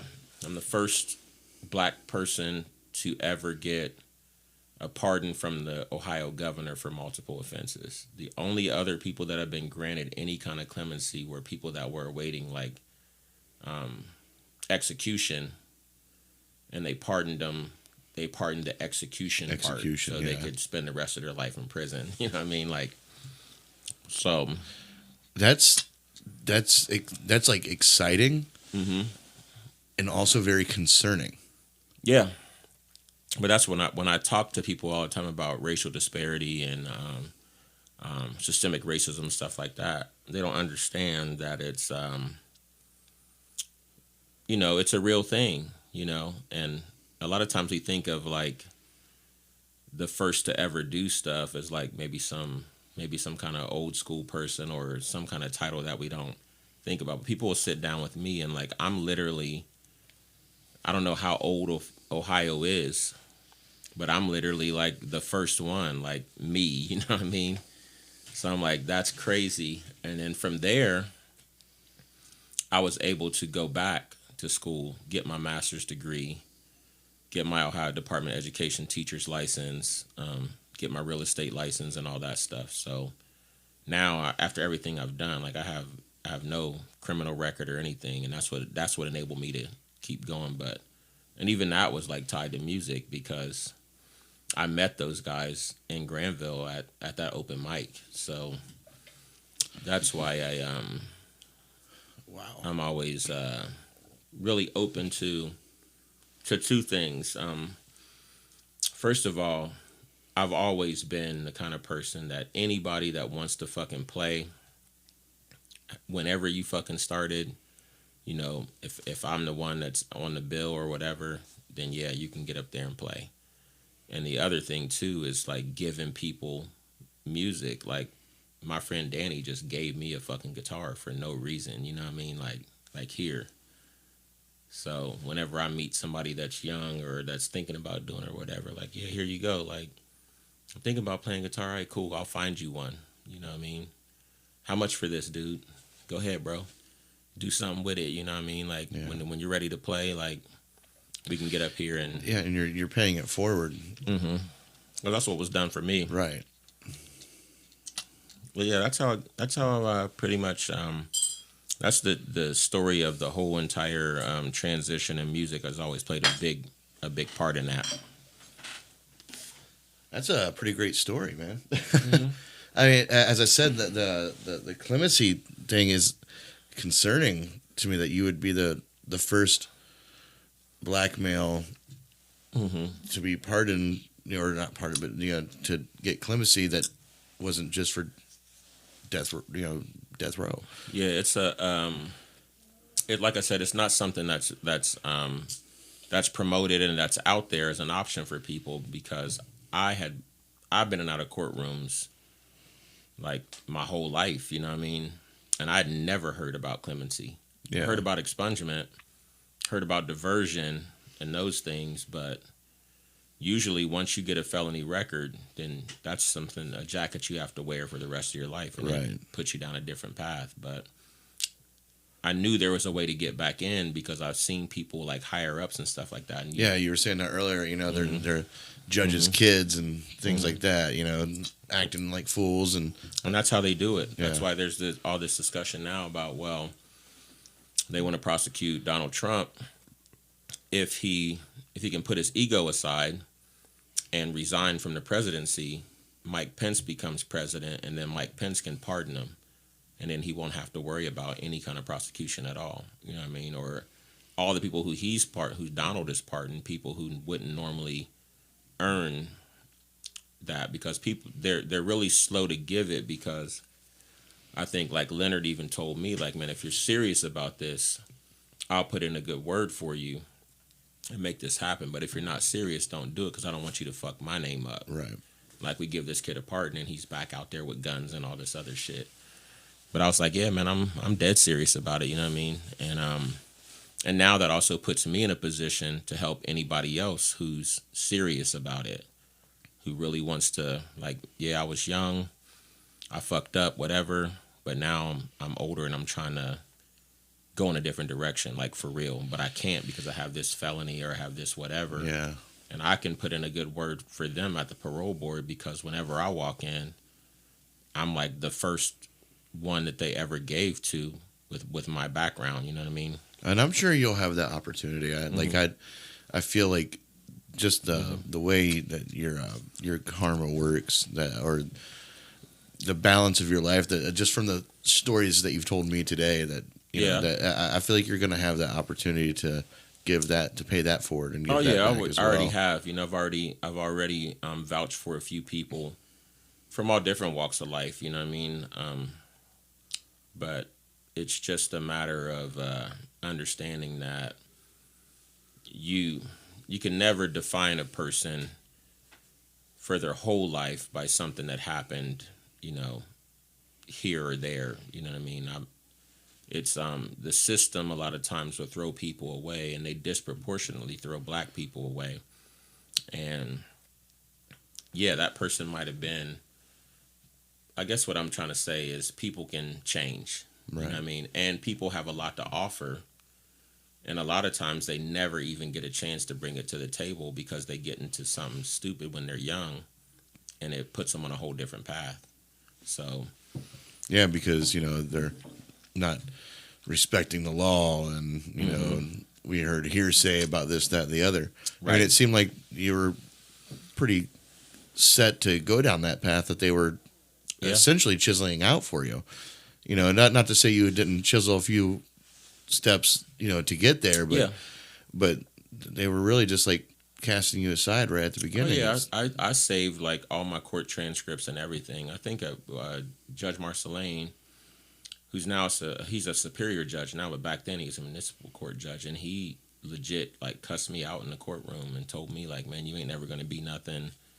You need to go to prison along the better. I know you're the ringleader of this shit. It was for some assault case that the victim of the assault said that it wasn't me who hit him, and it wasn't me. It was my cousin. We look alike. Obviously we're first cousins, and but the kid was like, no, that wasn't him. It was this other guy. You know what I mean? And Marceline was convinced that I had intimidated the witness somehow, and that the kid was lying. He wasn't. You know what I mean? But years later, once I started doing the music and shit like that and getting my name out there that way, I've come back up against all those people. Newark wanted me to play for their bicentennial, and they wanted me to be a part of this event or that event, and I've met them all again. You know what I mean? And my name is Maurice. You know what I mean? And but when they're like, oh yeah, saying, we've heard about you, music share. You're like, where you from? You from Akron or whatever? I'm like, yeah, kinda, but I'm from here too. I was like, matter of fact, you remember me because I was in your courtroom. You know what I mean?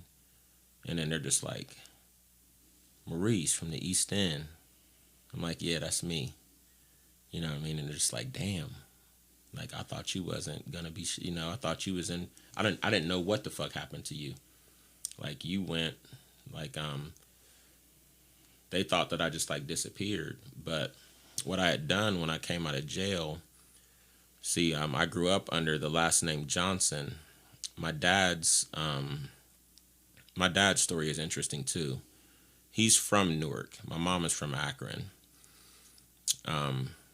My dad, his name is Milton Jhordan. My grandmother's name was Ann Douglas Jhordan. She lived here in Newark as well. But when my dad went into the military, he was in trouble for selling weed, and he had a warrant. So he went and signed up for the military.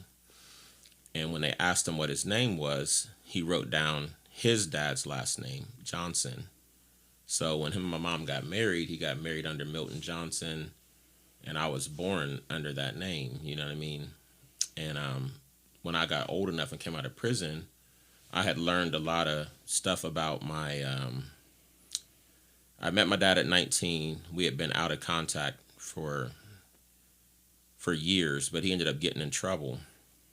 I got a letter from Folsom Prison in California, and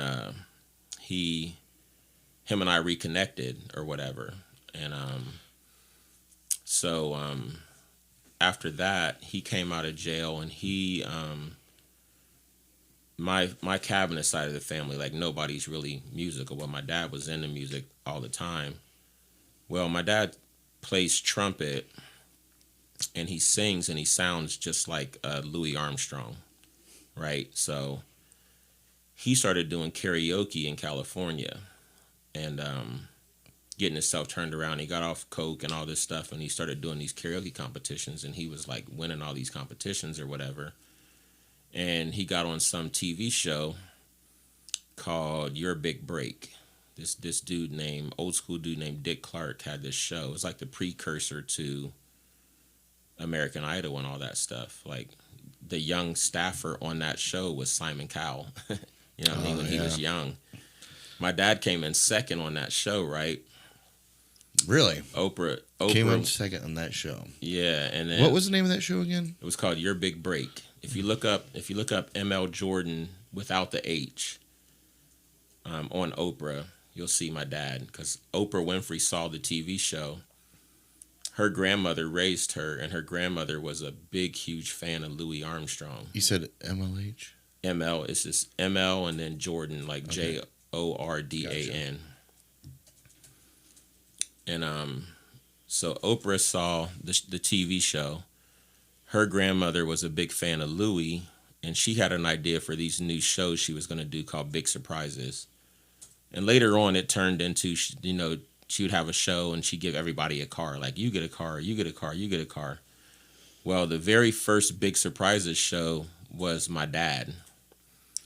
They told him that they were going to fly him into Chicago to do some voiceover for a Bear Aspirin commercial. Because Bear Aspirin was going to do this thing called, they were like reintroducing aspirin or whatever, and like the wonder drug or whatever. And they brought him in to do voiceover because they didn't want to pay royalties to the estate of Louis, because that was a lot more expensive. So they paid him like $30,000 to go to Chicago and go into a studio and record these voiceovers for What a Wonderful World or whatever song it was that they were using. Is this it? Yeah, that's my dad right there. What? Yeah, so they did that, and he got on Oprah, and he still travels around the world doing this. What she did was I think on the third day they was there, like, yeah, we're gonna go to the studio. We might do some video today, so we want you to wear a suit or whatever. And he went to. They're like, you're gonna be in Studio C today. And then when he walked out, on into the studio, it was the Oprah Winfrey Show, and he's like, "What the fuck?" You know what I mean? And Oprah was like, "Yeah, you know what I'm saying? We heard about you and this and that, and we love what you're doing. We got you a job at this show called Legends in Concert, and you're gonna travel around the world doing the Louis Armstrong thing." And so a lot of the places that I've been able to play is because he was booked in like Atlantic City. Yeah. He's booked in Branson, Missouri, and Myrtle Beach, New Orleans, you know, and I guess Louis Armstrong was super huge over in Germany. So like my dad lives in Germany like 5 months out of the year because he goes over there and performs doing that same act. So and him and I are super close and shit now. But yeah, man, it's been a pretty amazing journey. That's crazy. You just tripped me out with this with your dad's story. Like I never knew any of this. Can I play this? Yeah, go ahead. Oh. He was recently featured on one of Dick Clark's latest shows. It's called Your Big Break. And this show gives everyday folks like ML a chance to perform on television, impersonating their favorite singer. Take a look at a little of his performance. And again, this is ML's own voice. He is not lip syncing. Take a look.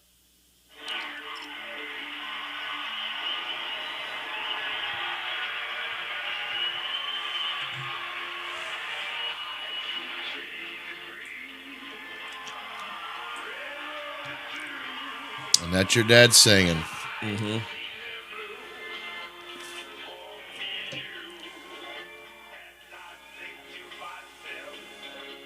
He does good. And it's a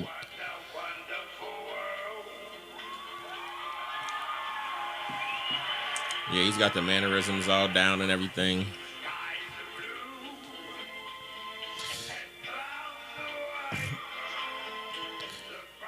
so you didn't really and excuse me if you kind of glossed over this and I missed it, but you didn't have a very good strong relationship with your father. No, like I said, Growing up, yeah. my mom divorced when I was 2. Right. But like and I met him again when I was like 19. Okay, so like When I met that him whole then, time you knew he was like I just somewhere knew else. He was in California. He has a sister, my aunt Stephanie, and he had gotten really bad into drugs and stuff like that. And they both moved to California because his mom, she died when I was like 2 years old. You know what I mean? And my mom, you know, they had some problems or whatever, and he wanted to move to California. She didn't want to, and so he took off and moved out there. And my grandfather was a really respected man in Newark because he was just one of those straight up and down dudes who always did the right thing and stuff like that. Well, my grandmother, his mom, she was respected in Newark and stuff too, but for the wrong reasons. She was like a hustler. She had a couple brothels. She owned like 5-6 houses. She ran like a gambling spot, you know, like she earned respect in the wrong way as opposed to yeah. So but she got cancer and died pretty quickly, you know, took her out pretty quickly or whatever. But I remember growing up, like a lot of the old heads in Newark, they knew my grandmother. Like, oh yeah, you're Doug's grandson. They all called her Doug. You know, her name was Ann Douglas Jhordan, but everybody called her Doug. Yeah, you're Doug's grandson. You know, this and that. And I never knew who she was, and I only had a little bit of knowledge of my dad's side of the family. You know, my great grandmother was still in Newark, and my dad has 2 younger brothers. They were still there because they were just kids when she died. They're not that much older than me. So I was real close with my Uncle Jamie, and my Aunt Stephanie, her and my dad are only a year apart, and they both moved to California. But I think in an attempt to save him, you know, from where the path he was going down, and me, I was getting in trouble and shit, you know. She's like, I'm gonna bring you out to California to meet your dad. You know what I mean? And so she did something that was instrumental for me too. And this was like an early seed planted. She was like, I'm gonna fly you out. She was like, or because back then, like a round trip to California was like, you know, $1,000, you know. She's like, or you can catch the Greyhound bus, and that'll cost you about $250, and you can just keep the rest of the money. And I'm like, shit, you know, if I do that, you know, I have like, you know, $700 left over. Like, I'll take the Greyhound. Fuck it. Yeah. You know. But what that did for me was I got a chance to travel, like leave Ohio for the first time and literally ride a bus for 3 days all the way fucking across America. So I got a chance to go to, you know, like Indiana was a big stop for me because there's a professional skateboarder from Indiana, one of my favorites back then. And there was a lot of videos that were filmed in Indiana skate spots. So I saw that. And I think I had like fallen asleep, woke up in St. Louis, and I was like, oh shit, like we're here, like there's the ocean. And people were like started laughing and shit. And I'm just like, what? They're like, that's not the ocean, that's the Mississippi River. And you know, before that, the biggest river I'd ever seen was, you know, the Licking River. You know what I mean? I didn't know rivers were that fucking big. Like the Mississippi is fucking huge. I'm like, holy shit, like that's the Mississippi River. I read about it in books and went from there all down through fucking Texas, Oklahoma, Albuquerque, all these different places, you know, to get to California, you know what I mean? And then when I came over the hill to California, I'm like, holy shit, you know, that's LA. But I'd seen all this stuff, went to LA, Hollywood, like she took me all around to all the different places, Disney World and Universal Studios, and you know, the Hollywood Land Sign and the observatory and all this stuff that I'd just seen in movies, and the Walk of Fame and all that. Well, I personally have still only seen those in movies. I've yet to venture out to the West Coast. It was cool, man. And like I said, since I was into skating, I saw like Santa Monica Beach. I went to fucking Jimmy Z's and the original like Dogtown skate shop and all that shit. Like it was a pretty big deal. But I knew that even back then, and I met my dad, you know, he was still in and out of the streets or whatever. You know, good dude. I didn't really get a chance to spend that much time with him because he was still draped off into doing all that shit. But when I came back, like subconsciously, Ohio just didn't feel the same. You know what I mean? I just knew that there was like all this shit out there, you know what I mean? Like I had like seen it for myself, you know what I mean? So that's why me and my daughters, whenever we get a chance to travel, I take them, you know, they say, hey, we want to go. We want to see like Hollywood. I'm like, all right, cool. I'm gonna make that happen. We're going to go. So we want to see New York City. All right, let's get in the car. Let's go. We're going to go. Like, you know, you think Columbus is a big city. Wait till you see the skyline in New York, you know what I mean? And just to see that look on their faces when Chicago's another good one for that, too. Mm-hmm. Great skyline there. So, and then I think when him and I did finally reconnect or whatever, you know, it's been a great thing because I've been able to travel, like, even more, get connected with that side of myself that's musical and creative or whatever. And, I mean, my dad was one of my featured artists at Tony's, man. Like, he came down and did that thing at Tony's or whatever. And that was a lot of fun. And, you know, life it's been a pretty cool journey. And in a lot of ways, it's coming full circle because not only was I able to get my master's, become a teacher, work with kids like me, and kind of, you know, plant the same seeds for a lot of them that was planted for me. I'm also up for, you know, a city council bid for Newark. You know, I'm going to be running for city council and hopefully have a chance to really implement some good positive things and build some bridges and bring people together in a way to kind of make the community better. You know, the same community that, you know, I did a lot of damage in personally and that I was involved in negatively, and to be able to come back around and do that kind of stuff. I was very curious. I was going to ask you earlier, but kind of changed directions about, why you stayed in Newark. Why, like Mm-hmm.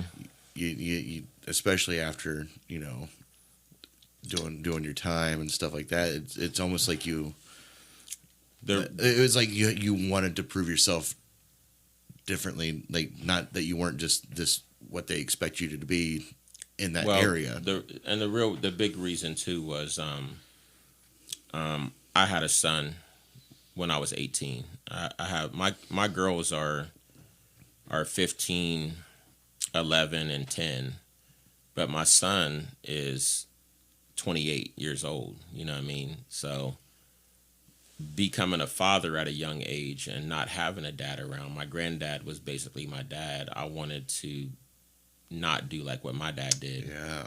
I wanted to be, involved. His mom was from Columbus, so I stayed for that reason, and I also wanted to try to better myself so that my kids wouldn't have to go through. They would have like more help towards whatever it is that they wanted to do. They would have like one of the biggest reasons why I never got into school early on, although I've been like always been an intellectual and a curious person, is because I never really had like people that were tangible that was doing that. I never got into music because I never had anybody around me that I could see it and touch it and think like, yeah, you could possibly do this. And I also, going through the school system and stuff like that, there was never like teachers and things like that I could relate to or that even understood where I was coming from or anything like that either. Except for one lady, my art teacher at Newark High, Miss Crow. I credit her a lot too with helping me make a transition and not trying to be the best I could be or whatever, because I was really, I guess, talented in drawing and painting. But I like a lot of my talents and shit back then when I was younger, I never took them serious because the street life, the thug life, or whatever, that was more appealing to me than all this other stuff. Yeah, I've seen your drawings on Facebook. Mm-hmm. And I keep some of mine Mm-hmm. hanging up here. Yeah, that's Yeah, and a lot of times, you are a very talented individual when it comes to that. and I was just throwing that away. She took me from Newark, like when I finally got out of the alternative school, came back. She took me like on her own time for a tour at Ohio State, and then she also got me a partial scholarship to the University of Pittsburgh. Yeah, whatever that school was in Pittsburgh. And I mean, I didn't do it, but just seeing that, just seeing it, that was instrumental. So when I did start thinking about like, what the fuck am I going to do? That's why it popped in my head, like, you can go to college. Like I was familiar with it because I had gone on those tours with her up to main campus, and this is the art area, this is the English department, this is that, or whatever. And so those kinds of things are super, super important, I think, for people to. A lot of times, people they'll front they'll front that things are like lame, but what it really is like fear. I was way more afraid to go to college than I was to shoot at somebody who I had a problem with. You know what I mean? Or than I was to fight or whatever. Yeah, that's because it was out of my comfort zone. Yeah. So it's amazing what fear will stop you from doing. Positive, like speaking in positive things. Mm-hmm. That's one thing I've let control me in certain situations. Yeah. Like what I said before. Man, I wish I would have started playing music when I was younger, because I let that fear of, I said confidence, but it was really just fear of going out and like you doing it. said, you play for yourself and you Right. didn't really want to share it, and that's really your duty to share whatever gifts you have, because the greatest thing a human being can do is inspire somebody else. That's, I think, the only time I really feel like, well, of course, we're all alive, thank God or whatever, but the only time I really feel like I'm living is if I'm like creating something, or I'm inspired by something, or I'm giving something. For some reason, like, giving to somebody, it gives you a different kind of energy. Or creating something, like, I don't care if it's just a peanut butter and jelly sandwich, like this is the best peanut butter and jelly sandwich in the world. This is how I do Oh the jelly. yeah, when they gonna eat this, they gotta be licking their fingers. Yeah. So that's those things that's a very are beautiful good. way to put that. And if you look at a lot of people, man, like a lot of them who are out here searching for something, a lot of them, the easiest thing to do is to express yourself like in a negative way, because it doesn't require any practice or skill or anything. You don't have to put anything into it. Like, you can be a bad kid in school. And, it's easy to be an asshole. Yeah. And the reason why a lot of them don't express themselves in creative ways is because now they're open to criticism. And that can be a very vulnerable place if you're a person who doesn't have a lot of self-confidence. So it's like, it's like there's kids that'll flip over a desk and cuss out a teacher and do all this dumb shit, but you ask them to like draw me a picture, you know what I mean, or whatever, and that's a lot of fear, because they're like, here, like, look at what I made, and there's always a chance somebody's gonna be like, man, that shit sucks. Yeah. And that makes you feel like, so overcoming that bravery, I think, is hard for people. But I think what they don't understand is that when you overcome that and you start sharing that creativity and giving and using your inspiration to do more, it's positive attention that lasts way longer. It's attention that lasts way longer than negative attention, Well, there's also a balance that needs to be had there as well. When it comes to, if you're constantly looking for, like, ooh, look what I did. It's good, right? Yeah, right. Okay, it's good. And you're looking for that confirmation. Over time, if you don't start giving that back, right, and you're constantly looking for that confirmation from people, the moment you don't get that confirmation, your whole world's destroyed. Everything falls out. The doors open under your feet. I think it's very important to take in that and then give that back as well. In the same ways that you received it, or your own manner of doing so. But it makes the world a lot better place in a lot of different ways, because a lot of nowadays I see, and I guess all throughout history it's been like that. People express themselves for the most part in very conformist ways. So it's like, oh, the cool shoes to have are the Jordans. It's like, oh, I have the Jordans. I have the Jordans too. I have the Jordans too. Everybody's like, oh, that's cool. You got the Jordans, But that's all there is to it. So you have to get the new ones and the new ones and the new ones, or whatever. And or like girls will get wrapped up like in their looks. So it's like a selfie like every day. Yeah. Every day, like checking how many likes. Like, look, it's my face. Like, look, it's my face again. Look, it's my face again. It doesn't feed you long term, you know what I mean? So a lot of like me being younger and acting out for attention, because bottom line is like everybody wants to matter, you know what I mean? Like, we're in this big ass universe. We don't know what the fuck is out here. We're floating around on this huge ass rock, going 3,000 miles per hour around a nuclear reactor. Like, that's the reality of our existence. So you're just like, damn, what the fuck, man? Like, hey, I got these Jordans. Yeah. Like, do I even matter at all? And it's like I think we matter because we think we matter. We were able to ask that question.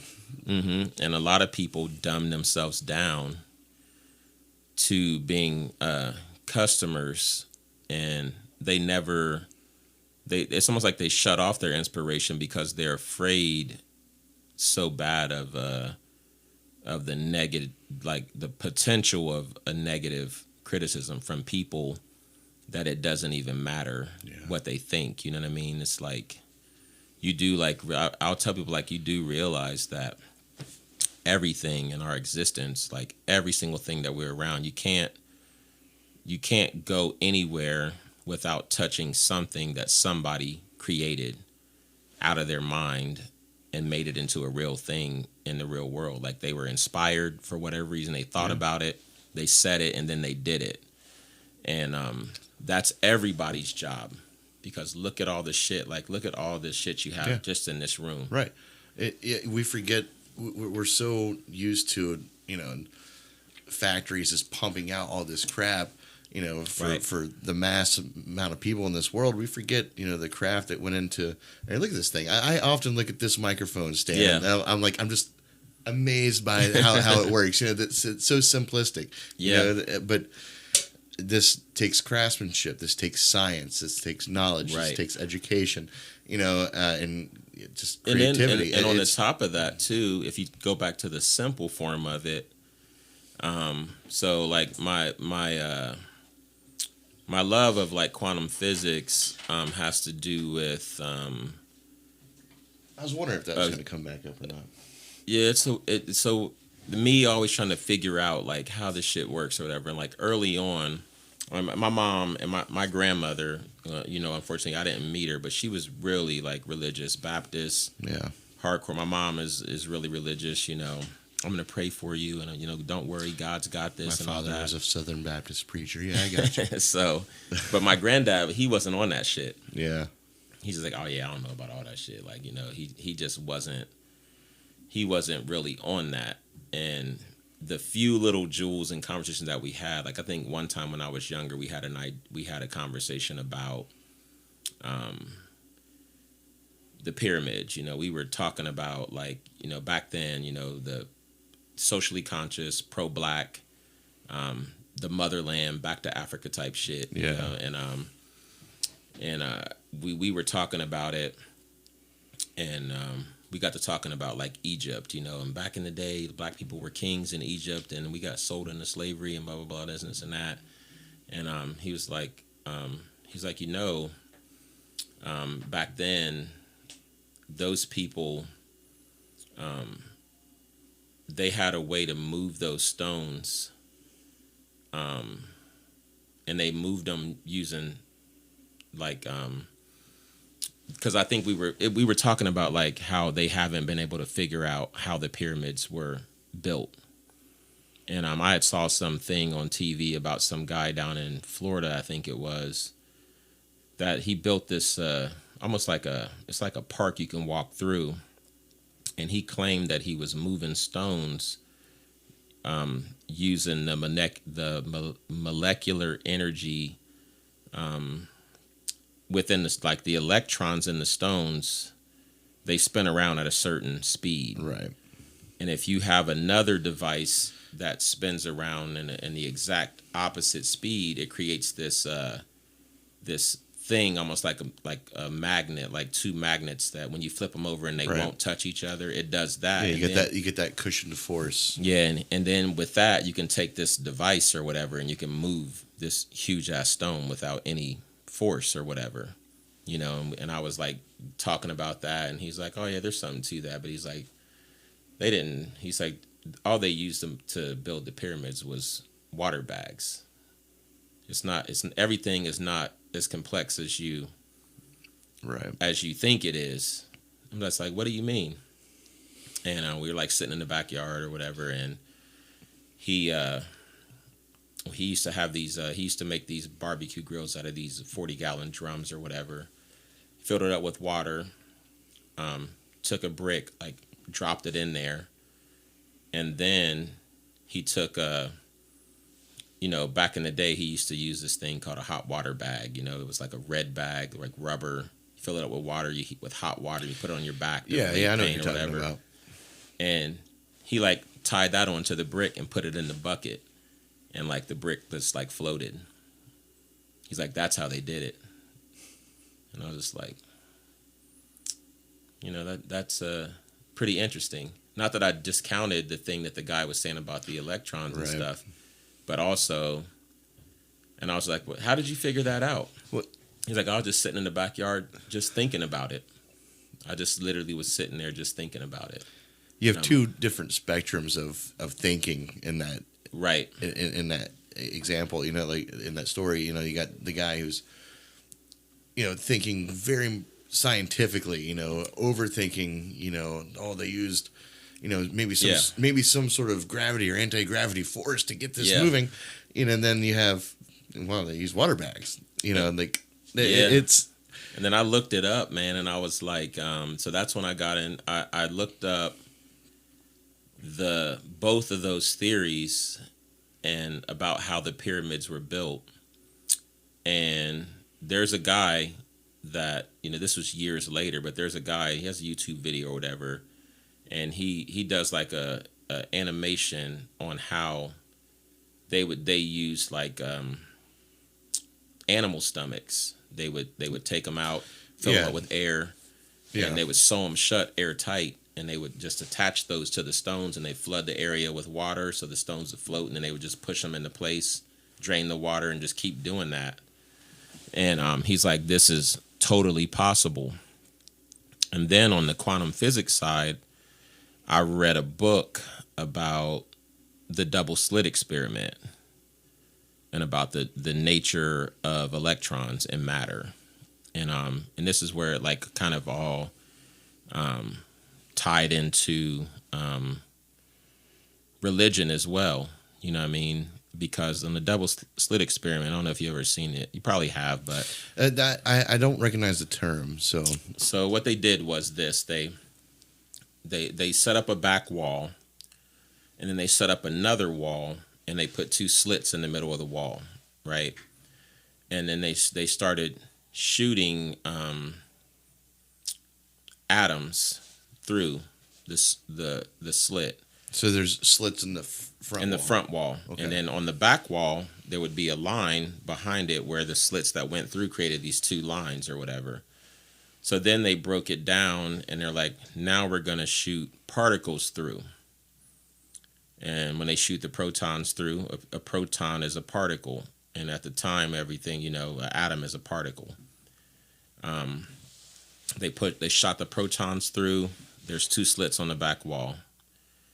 But when you push water through, you fill the room up with water, and you push water through the two slits, it creates a interference pattern because the waves of the water goes through the two slits, and they cancel each other out. And on the back wall, there's like 8 slits because all those waves interacted with each other and created this interference pattern. Well, they set up this molecular device. I don't remember what it's called. And they shot electrons through. And what's this called again? It's called the double slit experiment. If you look up a video called "What the Bleep," I think it's like a cartoon animation, but it explains it the best way that I can without getting too crazy. But if there's a movie called "What the Bleep," and it's a quantum physics based movie. So they shot these electrons through. When they came back the next day, there was an interference pattern on the back wall. And they're like, how the fuck can a particle, an electron particle, create I think if you go to YouTube and type in, that top video right there, the cartoon guy, that's the one I'm talking about. It kind of explains it, but I'm sorry. Yeah, I mean, we're not gonna be able to watch this whole thing, but yeah, just kind of. you're doing a great job explaining it. I'm not trying to disrupt that. I just wanted. I'm a visual learner. Yeah. I'm imagining what you're saying, but I want to make sure I'm imagining it correctly. What is this reality? Find out. I don't want to. Quantum physics says it's all just waves and quantum weirdness. The infamous double slit experiment. To understand This is quite the illustration they've created here. If we randomly shoot a small object. Okay, well, I think I get what you're saying. Okay, so here they are. They're explaining it now. So yeah, they shoot a particle through. the marbles are representing particles here. Mm-hmm. Okay. Add a second slit, we would expect to see a second band duplicated to the right. And it's not that long. It's really worth watching. Look at waves. The waves hit the slit and radiate out, striking the back wall with the most intensity directly in line with the slit. The line of brightness on the back screen shows that intensity. This is similar to the line the marbles make. But when we add the second slit, something different happens. If the top of one wave meets the bottom of another wave, they cancel each other out. So now there is an interference pattern on the back wall. Places where the two tops meet are the highest intensity, the bright lines, and where they cancel, there is nothing. So, when we throw things, that is, matter, through two slits, we get this, two bands of hits. And with waves, we get an interference pattern of many bands. Good so far. Now, Okay, so does this ties back into the pyramid building? Yeah, it ties back into just the curiosity of, okay, so how it all works. So as this thing goes on, he's going to go like quantum, and they're going to shoot quantum particles through, protons, and they do the same thing as the marbles. They create a double slit. When they pulled out the electron and they shot it through, the electron is a particle. You know, it's a part of the atom that spins around the outside or whatever. Right. They set it up and shot it through the double slit, but it created an interference pattern. Like the waves. And they're just like, how the fuck did that happen? Like, it's a particle. How is it creating a wave pattern when it's a particle? So they set up a camera to watch it. And when they put the camera on it, on the electron, it created a double slit on the back wall. You know what I mean? Like, so what they came up with from that is that the electron has the ability to be a particle or a wave, or it can exist or not exist, but it's all based on your observation of it and your observation of it. So it does what it's supposed to do, basically based on your belief or your faith in what it does.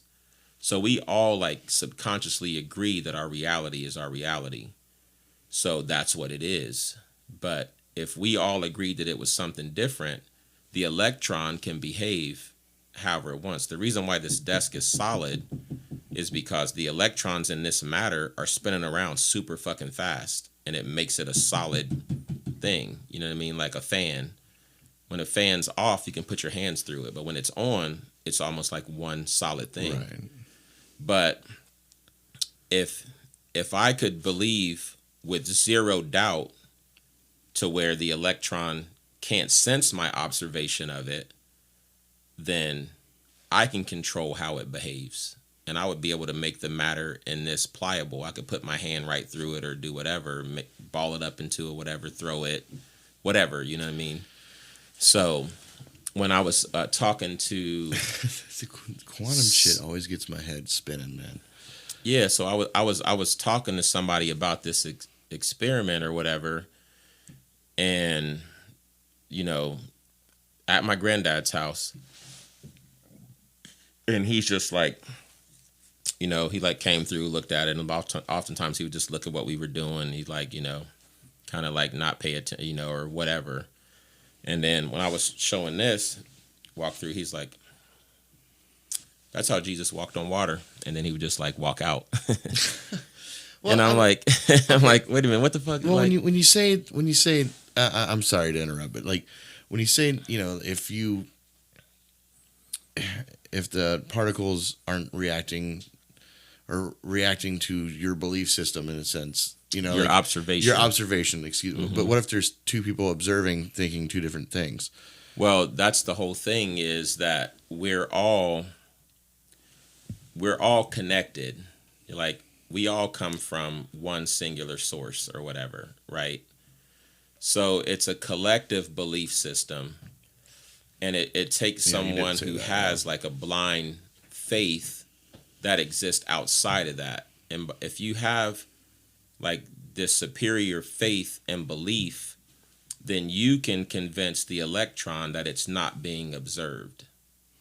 and then it has the ability to do these things that's proven by the double slit experiment. And this that's what this video illustrates if you watch it all the way through. If you watch it all the way through, you'll see that when the electron has a camera on it, it performs exactly like a particle. But if they don't put a camera on and they shoot them through, they shoot electrons at rapid pace through the thing, it creates a wave pattern. And then here's where it gets really interesting. They're just like, okay, so what we're going to do now is we're going to just shoot one electron at a time through the double slit with no camera, just one. And they shot them through one by one, and it still created the wave pattern. So the electrons that went first, they knew what was coming behind them, and they knew where their place was to go on the back wall in the interference pattern. It wasn't just a matter of the top waves being more intense and the bottom waves canceling each other out. They knew, they had knowledge of what their existence would be in the future and what their existence would be in the past. So they basically can exist or not exist at the same time. And you think that can, or maybe what this explains is that we can manipulate that on a herd belief system, sort of. I think that I'm trying to wrap my head exactly what that means. You know, like when you say. What I think about it is like this: we create our reality. Like we literally create it. We create the rules in it. We create how things behave. We have I'm not saying we are in total control, but we play a big part in that based on our understanding subconsciously and consciously of what things are. Now, let's say you are a person like Jesus, if he existed, and I don't get into like the argument of, all that religion, because there's a lot of evidence on both sides of whatever. But let's say he did exist and he did do the thing where him and the disciples are out on the ocean or whatever they were at, the sea they were in, and he just gets out of the boat and starts walking on water.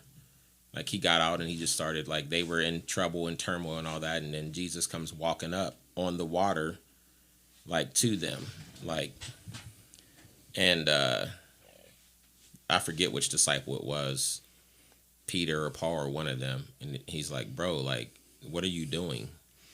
He's like, I'm walking on water. He's like, you can do it too. Come out. And he comes out and he starts walking on the water, like towards them. Then he begins to lose his footing, and then he looks around and like, oh shit, like this is water. And then the electrons is like, oh yeah, that's what we're supposed to do. And he starts sinking. And like Jesus touched his hand and rose him back up and went back to the boat, calmed the storm down and all that. But I was like, that's quantum physics. Like these miracles and shit that he was performing can be explained through science. So science is not like it's not the way to prove.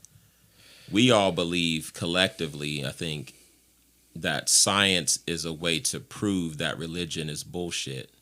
Oh. But I think that science is a way to prove that a lot of the things that we hear about in the past are actually a real thing. Like if Jesus, they say he's like, God in the flesh or whatever.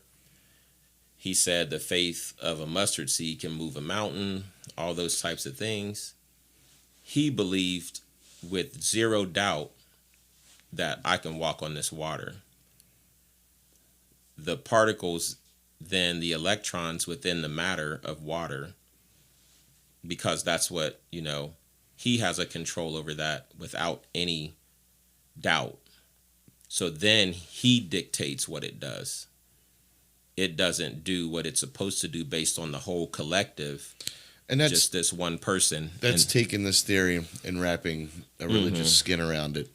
Or it's like, is it possible for an electron to be a wave, to be a particle, to exist and not exist at the same time? Based on this experiment, it's possible. Right.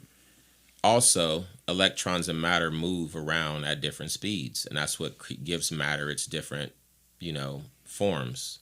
The electrons in water are more pliable, so the matter's still doing its thing. You can put your hand through it and all that shit. You know what I mean?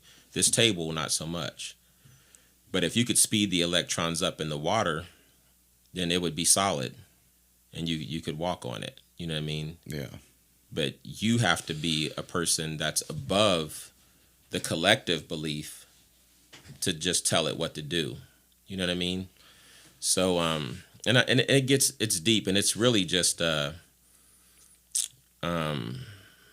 shit that I think about, but it's like just trying to make sense of like all this stuff. It sounds like you're building bridges, which is not a bad thing. It's a curiosity. It's a very scientific way to look at things. You said science. Some people will claim that science is out to prove religion is wrong.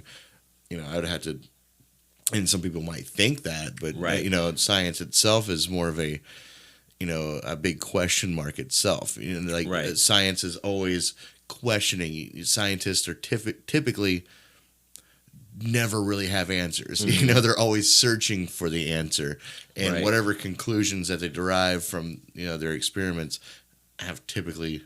But if you think about proven that wrong, but I see what bridge you're trying to build there. Like, if you think about like what's possible and what's not possible, a lot of the shit that we live in today, 50 years ago, to the collective was impossible.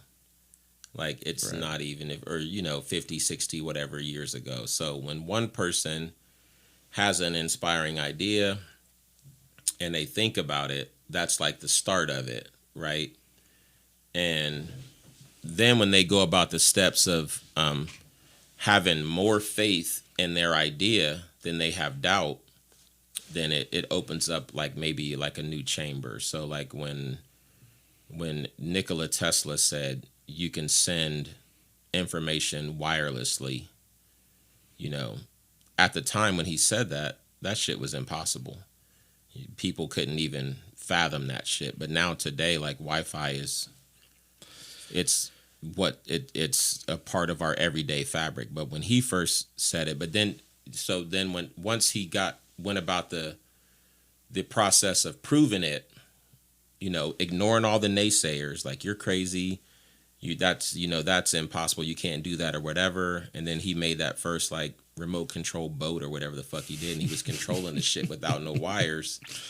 Then when somebody sees that, it spills over into the collective consciousness, and then the inspiration goes from there. And then before you know it, in that short time, we're all fucking walking around with fucking wireless devices. Like, oh man, the internet's not, not good in here or whatever. So, I don't know enough about this, about his situation specifically, but wasn't Tesla like pretty much like stifled? Like, wasn't there a reason behind that? Wasn't there like some sort of financial gain somebody else was going to lose if he came out with this that wireless thing? Well, the wireless thing, not so much, because the people weren't up on that. But the thing that got him was the geothermal energy thing that he came up with. Because he's like,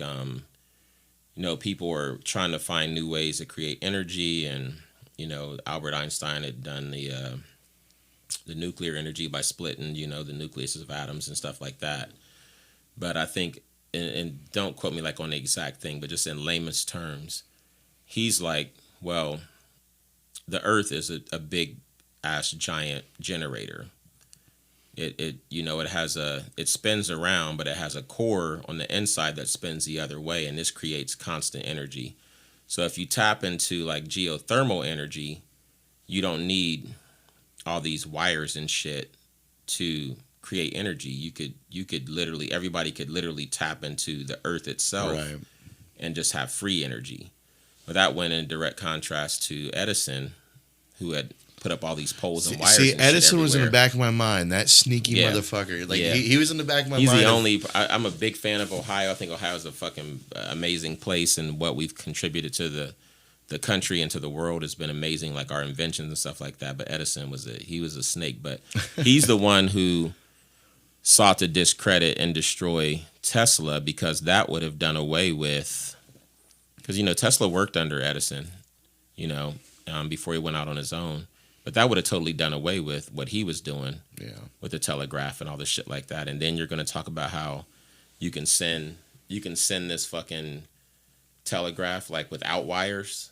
And I got all these fucking wires up everywhere all around the fucking world. We got wires everywhere, man. Yeah, so we're invested in this wire system. Like Edison, they set up experiments, and they like electrocuted cows and put them on the side of fucking pastures and said, look, Nikola Tesla's shit is going to electrocute everybody.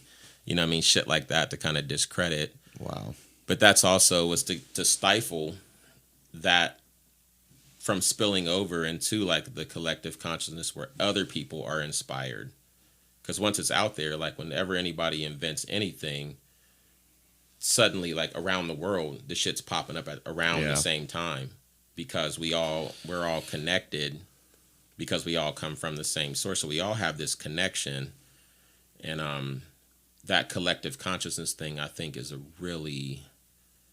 it's really important. And also the place that we play in our own lives, the power that we have as human beings, I think is also stifled in a way now, especially by the people in power, because they know that we as a whole create our reality. So that's why I think they spend so much time controlling how people think in order to keep a lid on that. You know what I mean? To put up walls, for lack of a better term, to put up walls, to stop this collective consciousness, if you will. Because once something or at least to slow it down. And the other thing too is, or actually even like derail it, like confuse it.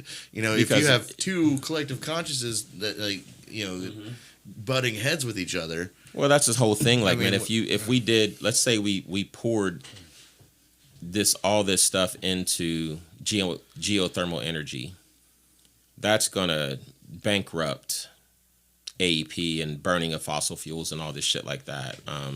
At the time, wireless technology would have totally destroyed General Electric or whatever they were. So once you get money and greed and stuff involved, they have a lot to lose if somebody is creative and free thinking and brings about some kind of a new technology or a new thing that makes something that was in the past like obsolete. And we see it on small levels. We've seen cassettes go to CDs and CDs go to downloads, and now that's... And we've seen it on larger levels, like an entire plant industry being taken down, like marijuana. Mm-hmm. Exactly. Like it's taken down by the paper industry because that's money. Yeah, that's where the greed and shit sets in. But I think that's also on a larger note of how it benefits them to stifle creativity. And a lot of these people that come up with this shit that we use in our everyday lives, they're like those weird kids. They're like those ADHD kids. There's those kids who don't conform right away to the way they're supposed to conform in the system and do it. Because right now in America, they're the rebels. You're a good American citizen if you only really know enough to be a customer. You know what I mean? Well, not just be a customer. If you're a great citizen, if you're an obedient worker, and then a customer. So like being a creative person is not as cool as conformity, I think, in a lot of levels. And somehow I think more often than not, people are convinced of that, and they're okay with that. You know what I mean? They follow certain rules, and it leaves them in certain places. Like me, if I would have just been like, hey, I'm an inner city kid, man. I'm from West Side Jackson Projects.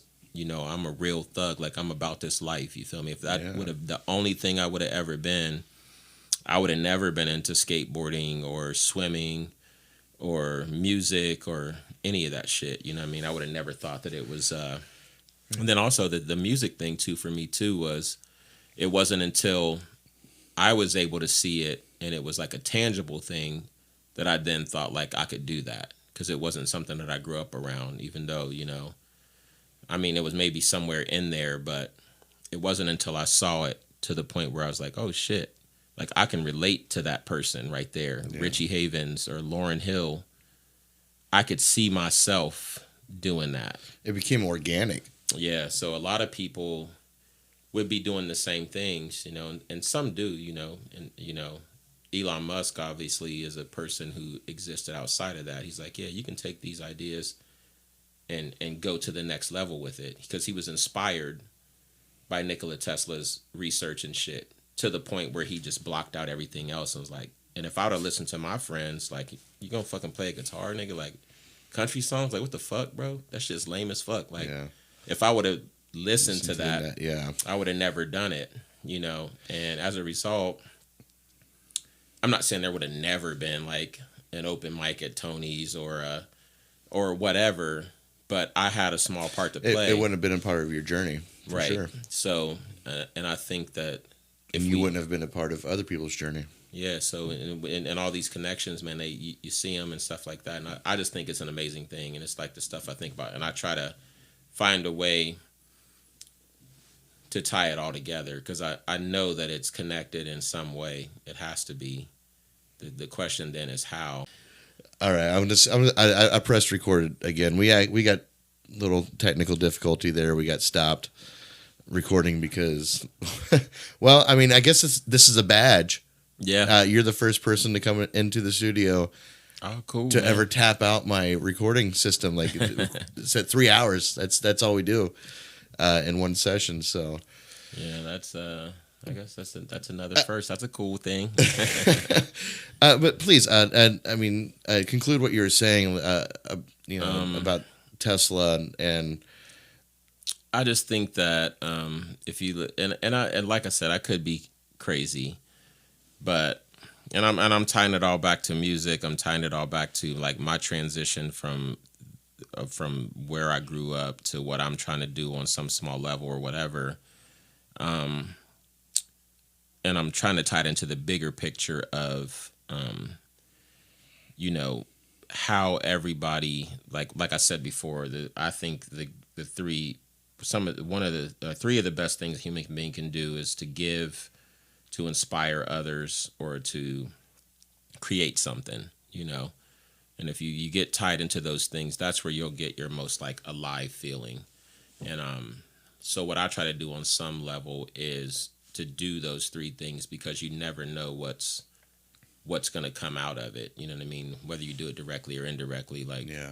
So whenever you started playing music, I'm sure that inspiration came from something, from somewhere, something that you saw or something that happened that was like, yeah, I want to do that. You know what I mean? And without that inspiration, maybe it would have taken longer. Maybe you would have never done it at all. Like, I don't know. You know what I'm saying? But it was because the person who you saw had the bravery and the belief and the faith that they could do it, and so on and so forth. You know what I mean? Yeah, I mean, I'm not going to lie. Seeing Tom Klein was a huge inspiration for me. Because before, I was sitting playing guitar in my living room. Right. And then I'm like, wow, he's on stage, just him and an acoustic guitar, and there's lights. Mm-hmm. Wow, he's got lights. I was so amazed by, the presence that he was able to put on, and people were there to watch him. Yeah. And being entertained by what he was doing on stage. Mm-hmm. And that was a huge inspiration for me. And then look what you've been able to do with it. And if you think back about what you've been doing, the open mics you've run, the people you've put on stage, the connections you've made, it just creates like this ongoing thing that continues to go. And you just never know, what that's in the end. It will be a benefit to the world and not a deficit. And it's also a way for you to give something and to matter even beyond your time on this earth or whatever. Yeah. You know what I mean? So I think all those things are amazing, but it all ties back into, I think, the way that it allowed me to think, that allowed me to come out of my environment and not end up like so many other kids that I grew up with. You know what I mean? Because they're just, a lot of them are just stuck in that world. You know what I mean? And that's all they see. They never think outside the box. They never even think about the possibilities of this or that, or if they do have like some kind of a twinge or inspiration based on something they saw, they never follow it because of the fear of what everybody else thinks. It stifles that. But I think if we were all like living freely and really listening to our soul and expressing ourselves in creative ways and going with our dumb, crazy ideas, whether they worked or not, it might be the spark for something else. And people will be like, oh, that's impossible. Or that's not how it works, whatever. But we literally live our lives in that every single day. Like in our cars and our television sets and our technology and all that. That's literally our world. Like with somebody who was brave enough to be like, like, I got this idea. It's like for a thing you sit on. It has 4 legs, and you know what I mean. And I just want it. I just feel like I need to do that. And now we all sit on chairs like it's like, like they grow out of the ground or something. Standing is cool and all, but I really want to like do the same thing but not stand. Mm-hmm. And I think it's also very important for people who have multi-tracked minds, like you said, ADD for yourself. I've never been diagnosed with ADD, and I don't claim that I have it, but I do know that I have a lot of things that go on in my head.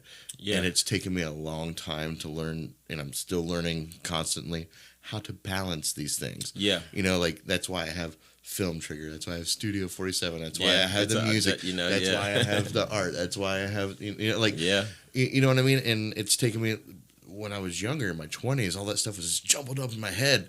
Right. And I would like talk about it, to a like-minded person, and I just be like, here's all my stuff. And it's a lot for other people to listen to. And the reason why you're supposed to talk about it and you're supposed to try to do as much as you can is because the bottom line is, based on what we know of our life expectancy and our time here, because that's a whole nother conversation, you won't be able to carry everything across the goal line. Right.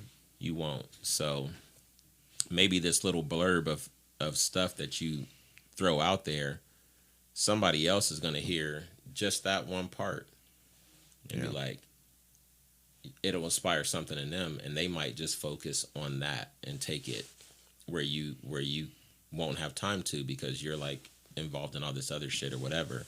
So that's why it's always important to give and share and create, and inspire, because you might spark the shit that does whatever. I mean, I don't know how.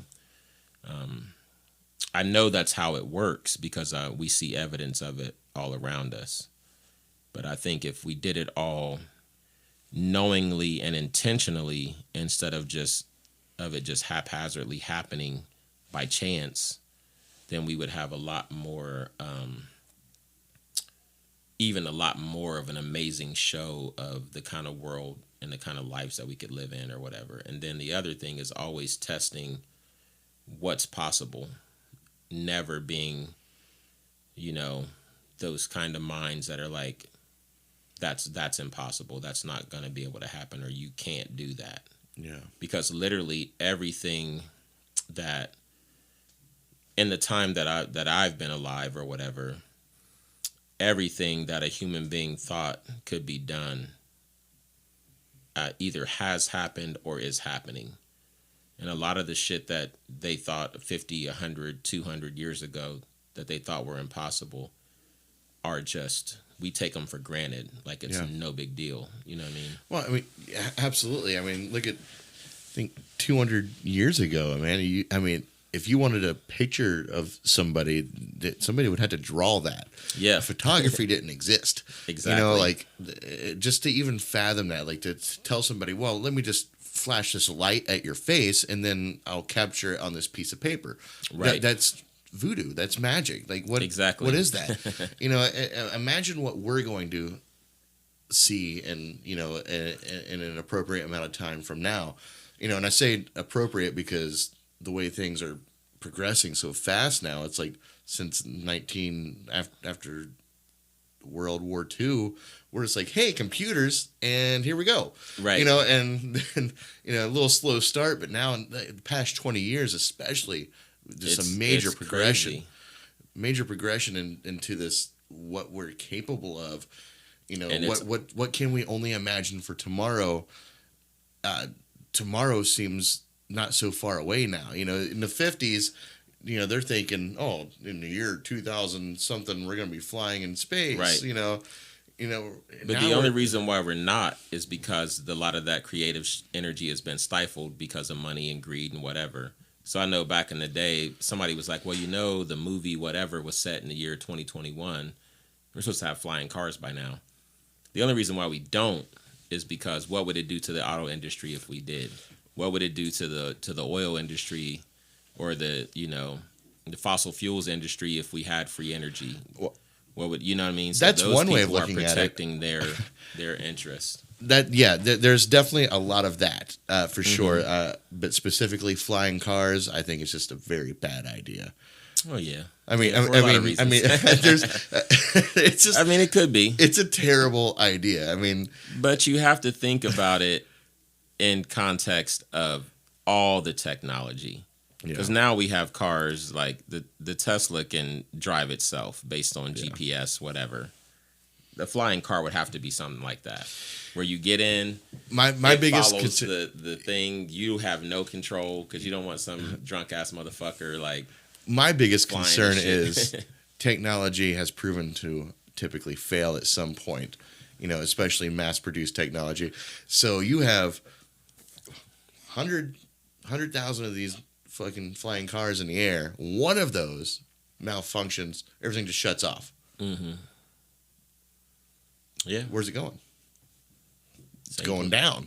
Same places that planes go when they crash. But Yeah. we haven't stopped using those. Right, but if we had lots of planes constantly in a circuit, Yeah. you know, above us, it would be a little. It would be a little different. A little but, problematic. the semantics of it definitely is something to work out considering the population. But what I'm just speaking of is the possibility of it, of that being a thing. Yeah. You know, like, and those are things that.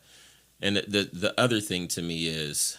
What Like, what makes a plane different than a flying car in that aspect? I don't know. I think it would be, you know, the control, the speed, the control, the height, and all those different Just things. a single Mm-hmm. cabin for a family of four just to Right.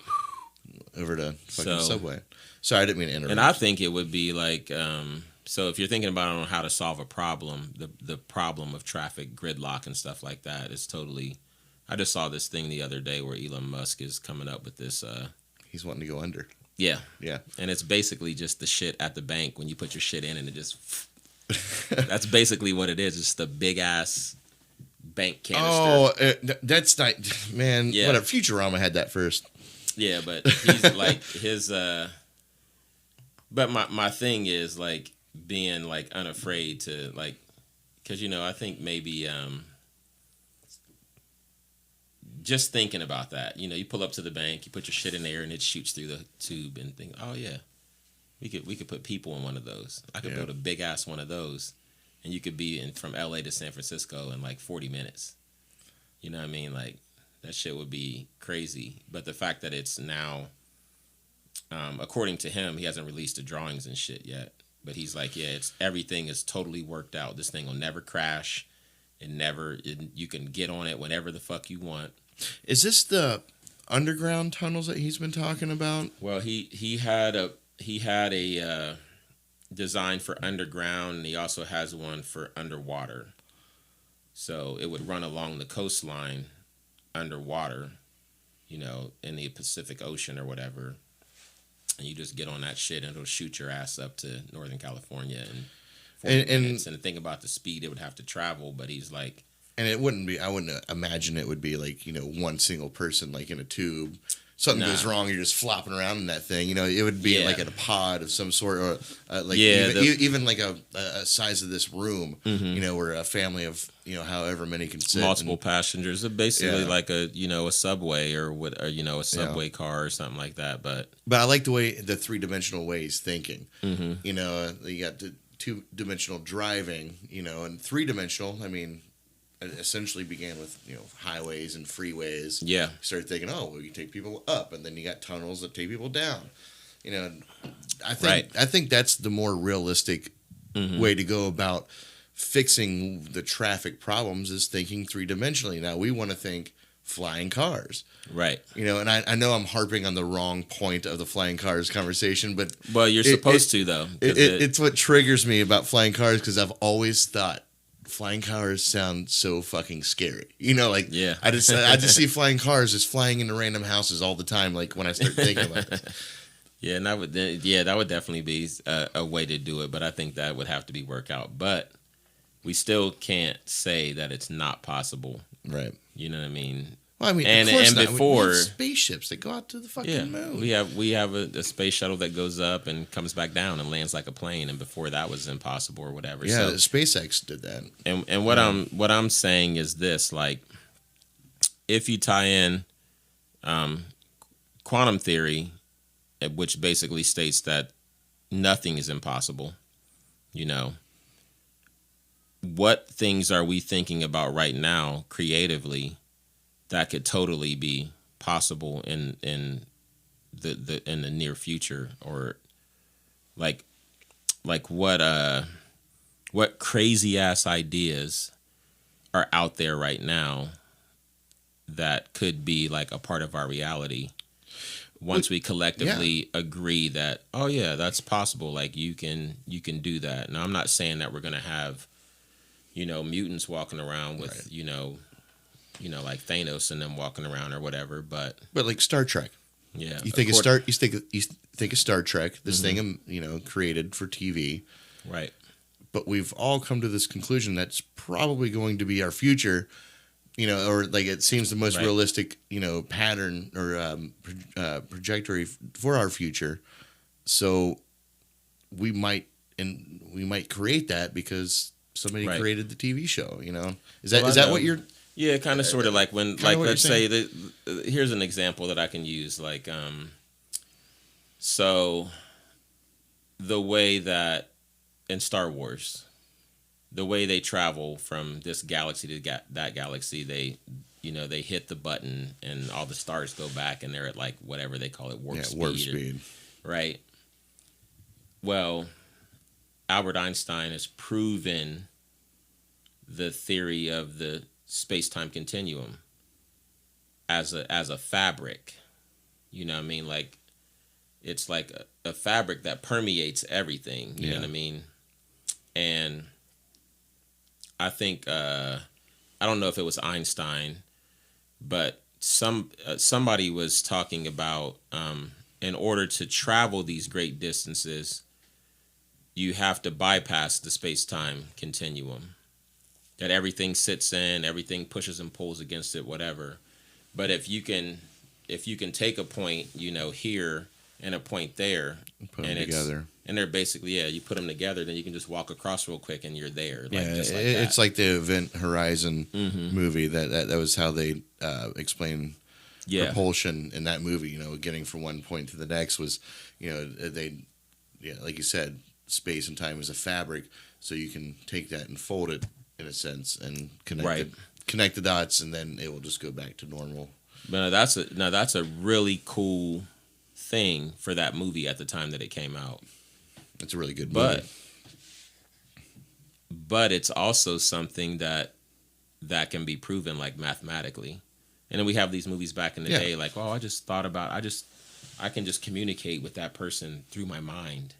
You know what I mean? Like I can like, and that's wireless technology. You know what I mean? Like, so we think right now that's impossible. You know what I mean? It's But what is we it, though? it's what we consider wireless technology now. Imagine what we'll consider it in 100, 200 more Right. years. You know, So we walk around with devices that prove that it's possible, but will we be able to do that? Will we ever be able to have telekinetic powers or whatever? All these things based on the science could be possibilities. I mean, Neuralink. Yeah. You know, there's So, there's step one.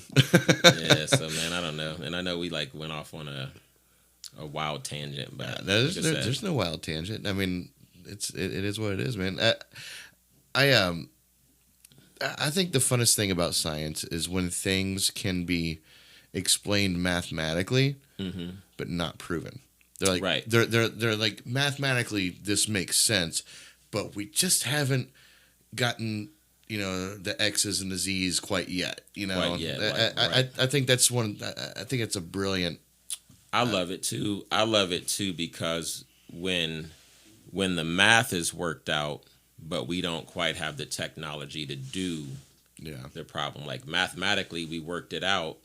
Now we have to find a way to build it. You know what I mean? Like mathematically, yeah, we can do this, but now we have to get there. Or whatever. like even discovering like dark matter. Trying to prove that it's a particle. They're like, well, mathematically it makes sense as a particle, but we just can't prove it right now. Yeah, everything we about don't. it says particle. But we don't have the technology. we don't have the yet. technology to actually prove that theory right. But mathematically, thumbs up. Well, I think that's creativity. That goes back to everything you were saying. It's so. My whole thing is tell everybody about it. right. Tell every fucking body because People are whatever talking we're about it. It's a matter of interest. What are people's interest anymore? Like, oh, well, let me watch another episode of whatever the fuck's on TV now. There's my interest. Because people are caught up in, like we said earlier, being conformists, being obedient workers. They're caught up with, and they've collectively accepted that. But and there's we don't nothing have to. wrong with that, Right?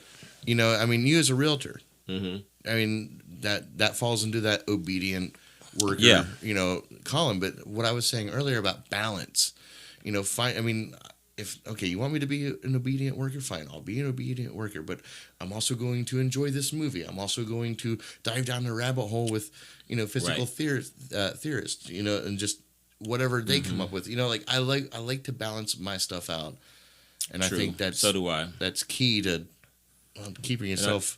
I just wish we all had going mentally. more hands-on access to what's going on, and like I'm not even like the tip of the iceberg of what some people on this planet right now understand about quantum theory. They're deep into it. And my brain just kind of melts when people start just. I mean, even the discussion about it today, my brain was like, it was on the verge of like twitching, like, oh boy. But I think that's almost that same feeling you get when you're writing a song. You get inspired by something, and you just gotta you gotta get it out, like it's there, and like I gotta capture it right now because tomorrow I'll come back to the same melody. You won't remember how the shit goes or nothing, but if it was all laid out there, like here, play with these toys. You know what I mean? Like, and the toys were these things that have been mathematically proven but not yet figured out. Then there might be some motherfucker that's just wired to just get it. Like, oh, this is how you do it. And or collectively people will figure it out. I mean, I was listening to this one thing to a podcast where somebody said, think of taking a motorcycle and dropping it into, buggy times, horse and buggy times. They said, well, okay, well, they'll take the, if you drop off the motorcycle with the keys, they'll look at it, they'll inspect it, they'll find the keys, they'll eventually figure, where the key goes, they'll turn it on, they'll figure out how to ride it. They'll have no fucking clue how this thing works. Right. The fiberglass, seating and molding, how the metals this way. I can't even say for sure that they would ride it. Well, I think they would. I think if you just set that fucking thing down, I think over time they'll figure out how to ride that thing. They'll figure out what that key does. They'll figure out what that thing does. But until technology catches up with them, they won't know how we made it. They won't. Right. That will be an alien concept. They won't know how these things were produced. They won't understand how that, the cover that goes over the wheel, how that was molded out of plastic. That won't make any fucking sense to them. That's what is this piece? This obviously came from space. It's obviously from up there because that's where everything goes when we have questions. We can't explain. Right. Just to the sky. Yeah. But typically it's usually the answers are on the earth. But yeah, that's a pretty amazing thing to think about, man. I think it's I love all that shit. I think it's totally interesting, and I'm wrapped up in that of, I don't know, it's almost like walking around and just flipping on all these fucking switches. Like, I feel like people are walking around with their switches, or their dimmers or whatever only turned up a little bit. Yeah. And it would be cool to just walk around and like turn everybody's shit up. Like, I'm like, holy shit. Like, I'm a really good truck driver, but I've always had this idea about, you know what I mean? And, right. Well, I've been designing this truck actually. Yeah. Yeah. So, so they like it might be whatever, or just waking up that dormant part of people that they, obviously you've tapped into your creativity, you followed some of your inspirations, and you're still doing that. Think about the people out there who never do that. You know what I mean? Yeah. I don't know. I guess maybe some people aren't meant to. My dad is like that. He now this is my stepfather, my natural father, who was the preacher and stuff. He passed away a long time ago. Okay, sorry to hear that. Yeah, it's part of life, right? Mm-hmm. So, but I call my stepdad my dad. He's been in my life most of my life. Anyhow, he's a very obedient worker. He's works in coal. He worked in coal mines. Back in the day, he was a firefighter. He Golden Gloves boxing. How he got aggression out and stuff like that. And now he does air conditioning. He works on air conditioners, and he's like technical consultant for like the East Coast or whatever. Some big designation in the company that he's earned over years because he's been a very obedient worker. He's never really been a creative type. Right. Not everybody is. And we've butted heads stuff. He's red meat football watching American, and I'm over here like, ooh, pretty flowers. I want to take a picture. Right. And thinking about life and stuff. But there was one time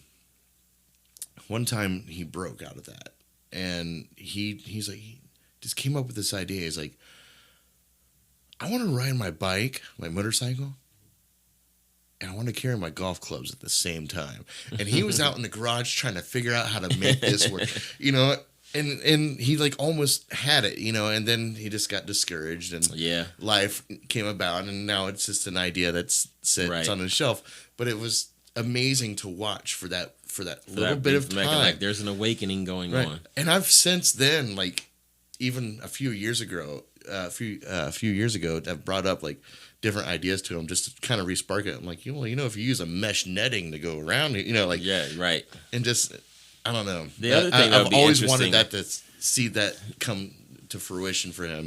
The other thing that'll be interesting to see is like I said, this could be total bullshit, but I don't know. But just the fact that he thought about it, and put it out there. Who else is gonna like? Oh yeah, I'm sure it will show up on shelves here in the next 10 years. He'll be like, "Oh shit, that's the thing that I thought about doing that, 15 years ago or whatever the case may be." So yeah, that's that collective consciousness that you're talking about. That to me, collective consciousness. If you have an idea, if you want to be, if you come up with something that doesn't exist, make it happen now. Because follow through because that collective consciousness, if you want, somebody else will come up with it also. And that's the other thing, that none of us are like, we're all unique, but I just think some people are wired one way and some people are wired another. So whatever it is that you think you're doing like uniquely, just the numbers on the planet, there has to be more other people that are right along that same line. Now, they may not have the means, or they may not have whatever things are in their way that may stop them, but I don't think ideas are unique down to like one person. Right. There might have been somebody who had that idea in passing, and somebody else who had the ability to have that idea and take it, further, or whatever the case may be. So. Oh yeah, I'm sure my dad's not the very first person to try to figure out how to put golf clubs on a motorcycle. Right. So. I mean, I'm sure that's not an uncommon thing. But there might be somebody out there who has the time, who doesn't get discouraged, who doesn't have those other things in the way, and they do it. You know what I mean? But is that collective consciousness or just coincidence or whatever? I don't know. Two people that like motorcycles and golf, like, you know what I mean? So that's what that could be, or it could be, like what we talked about. Or somebody will hear this podcast and they don't like motorcycles or golf, but they love welding. Yeah. They're like, that sounds like a project. Oh, yeah, I know how to do that. There we go. And for them, it's just nothing. Like, they just see it. Oh, right. Like some of the guys who I'm sure you've seen musicians, because I'm limited in my playing. And a lot of it is, too, because, I'm self-taught. I'm a left-handed person who plays right-handed because I got a right-handed guitar. My brother's the same. Yeah. So now that when I figured out, like, oh, okay, so, the hand I write with, I'd be able to pick and do all kinds of more intricate shit because that's my dominant hand, but it's over here. So I'm kind of stuck with this club, like, over here. You know what I mean? But there's always those people who you play with, man, and they just... Like, my whole guitar existence is basically the first 5 frets of the guitar. But there are these other dudes that you see, and they just know the whole fucking thing. Yeah. Like, or they just know. Kyle like, Browning. Yeah, Kyle's like that. Kevin Dredd, who I used to play with, he knows where every E is on the guitar. Oh, You can play on that E or that E or that E. Like, he knows, like, every single spot on the whole fretboard. Zane Harshaw. Yeah. Just sees it, you know what I mean? All over the man, place. That's crazy. Like, and if you could take their minds and put it in a different box, like, they obviously are like, they're a fucking engineer of creative music. Put them in a room with some fucking engineers. Yeah. You know what I mean? And they let them be the muse for a little while. I think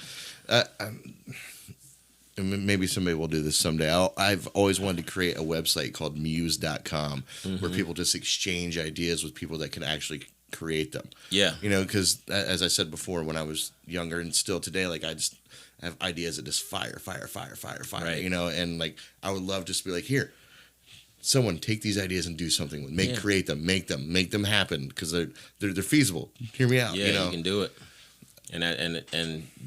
And nobody can argue with that with you, because we're literally surrounded by ideas. Yeah. Like, everywhere throughout this house, the floor, the road, every you can't find one thing on this earth that's not, like, technically, like, natural, that hasn't been created by somebody's idea. Right.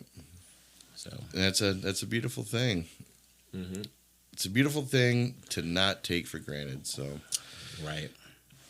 All right, Rese, I think I'm going to tap out on this one. It's all good, man. Thanks for having me over. This is I think the longest one I've had so far.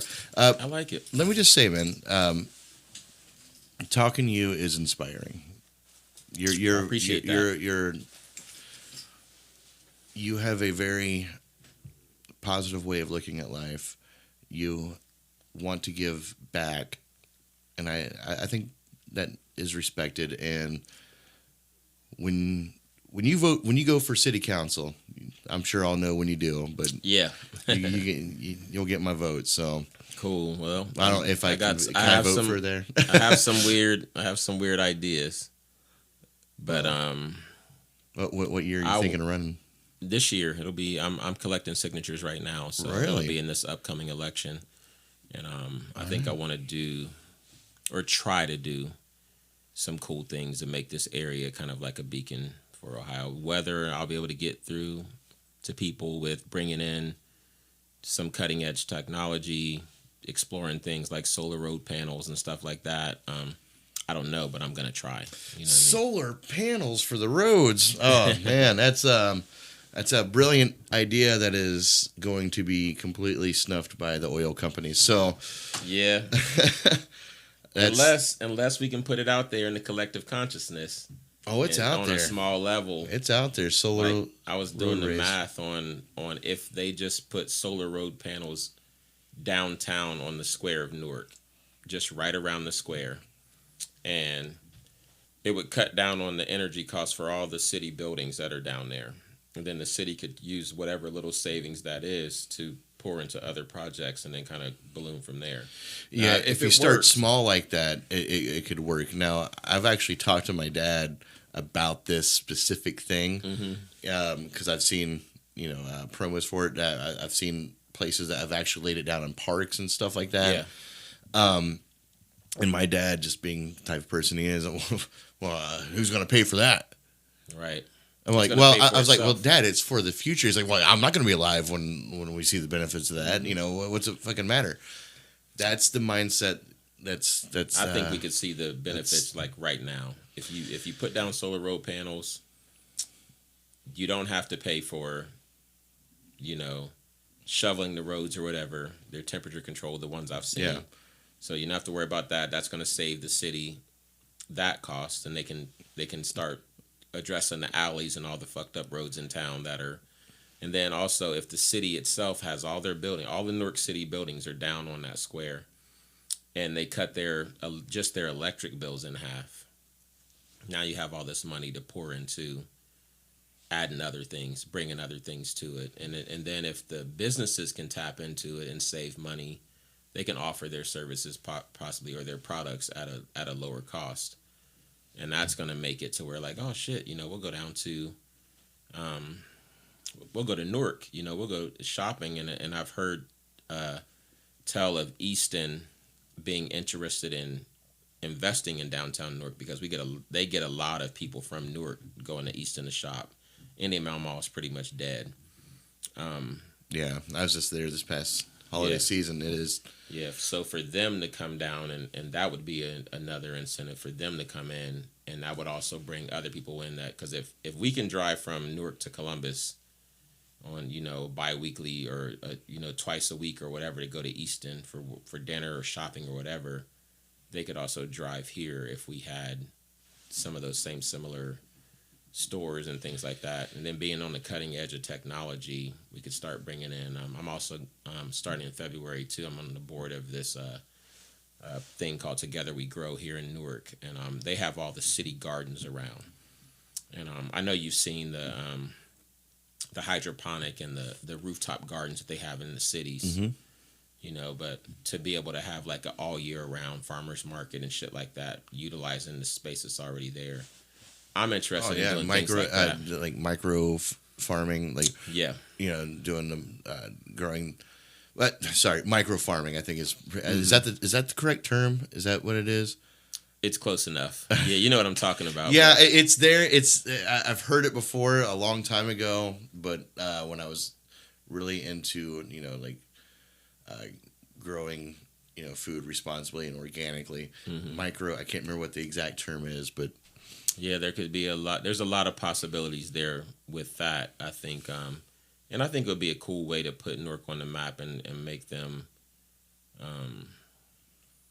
It would also benefit the city in a lot of different ways. A lot of different things we could put money into projects and different things that we don't have. STEM projects for our school, so you could have like those programs for quantum physics and engineering and stuff like that Newark High doesn't offer. And a lot of places don't offer a lot of those programs because they don't have the money to do it. And it's not a thing that people are tangibly into. Like, it's not something that they grow up seeing every day, so they just go down that same path. But if you automatically put it out there, like, hey, we can grow, like, hops. Like, we could be like a center of Ohio for like growing hops or growing, we could grow marijuana. We could feed people. We could instead of doing all these spots that the city's designated for these gardens that they've given land away to Together We Grow to grow these like community gardens. That designated land could be used for tiny house communities to help with the homeless, set up a program there with drug testing and stuff like that, and do the tiny house communities there for the homeless, and move all the Together We Go gardens down on the roofs of the city buildings. So we still would have both things, you know, we could kind of deal with two problems at one time or whatever. But like I said, I don't know too much about politics. I'm definitely not your typical politician, but I do want to find some ways to make it better for people, and also create some industry, some new industry, because that's the other thing that we're missing around here. I think my grandpa came here because of Rockwell. There was Kaiser Aluminum, there was Owens Corning, there was the Air Force Base, and the only one of those that's still open is Owens Corning, you know, and Kaiser to some degree, but a person can't work there. Like my grandpa made $30 an hour. You can't go to some of those. There's not factories around here anymore to pay people enough to raise a family just on one income or whatever. So I think we have to find a way to bring some new industry here. And I think it might be a good time to get the younger people galvanized behind it, because a lot of those older, like fuddy-duddies or whatever, I mean, it's sad to say, but their time is coming to an end. Well, and the future is now. Reese. Yeah.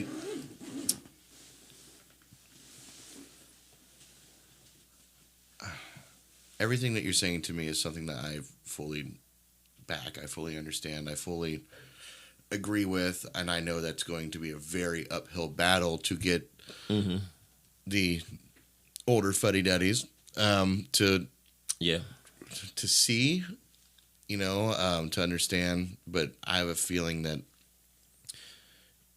you just might be able to turn things around, at least Hopefully. in one way or another. It's you know, I've made it through a lot of, you know, personal uphill battles, so it's not beyond my realm of possibilities. Yeah. We'll just see what we can do. Like you said, you might inspire the right person or the right people, and that you might not know.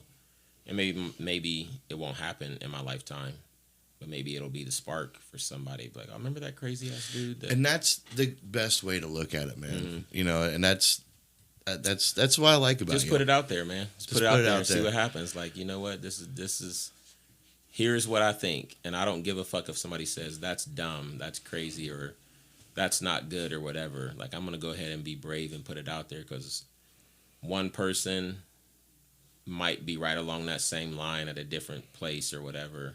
Like, oh yeah, I get that, and here's how you can do it, you know, or so you never know. Well, vote Rese Jhordan, Newark City Council 2021.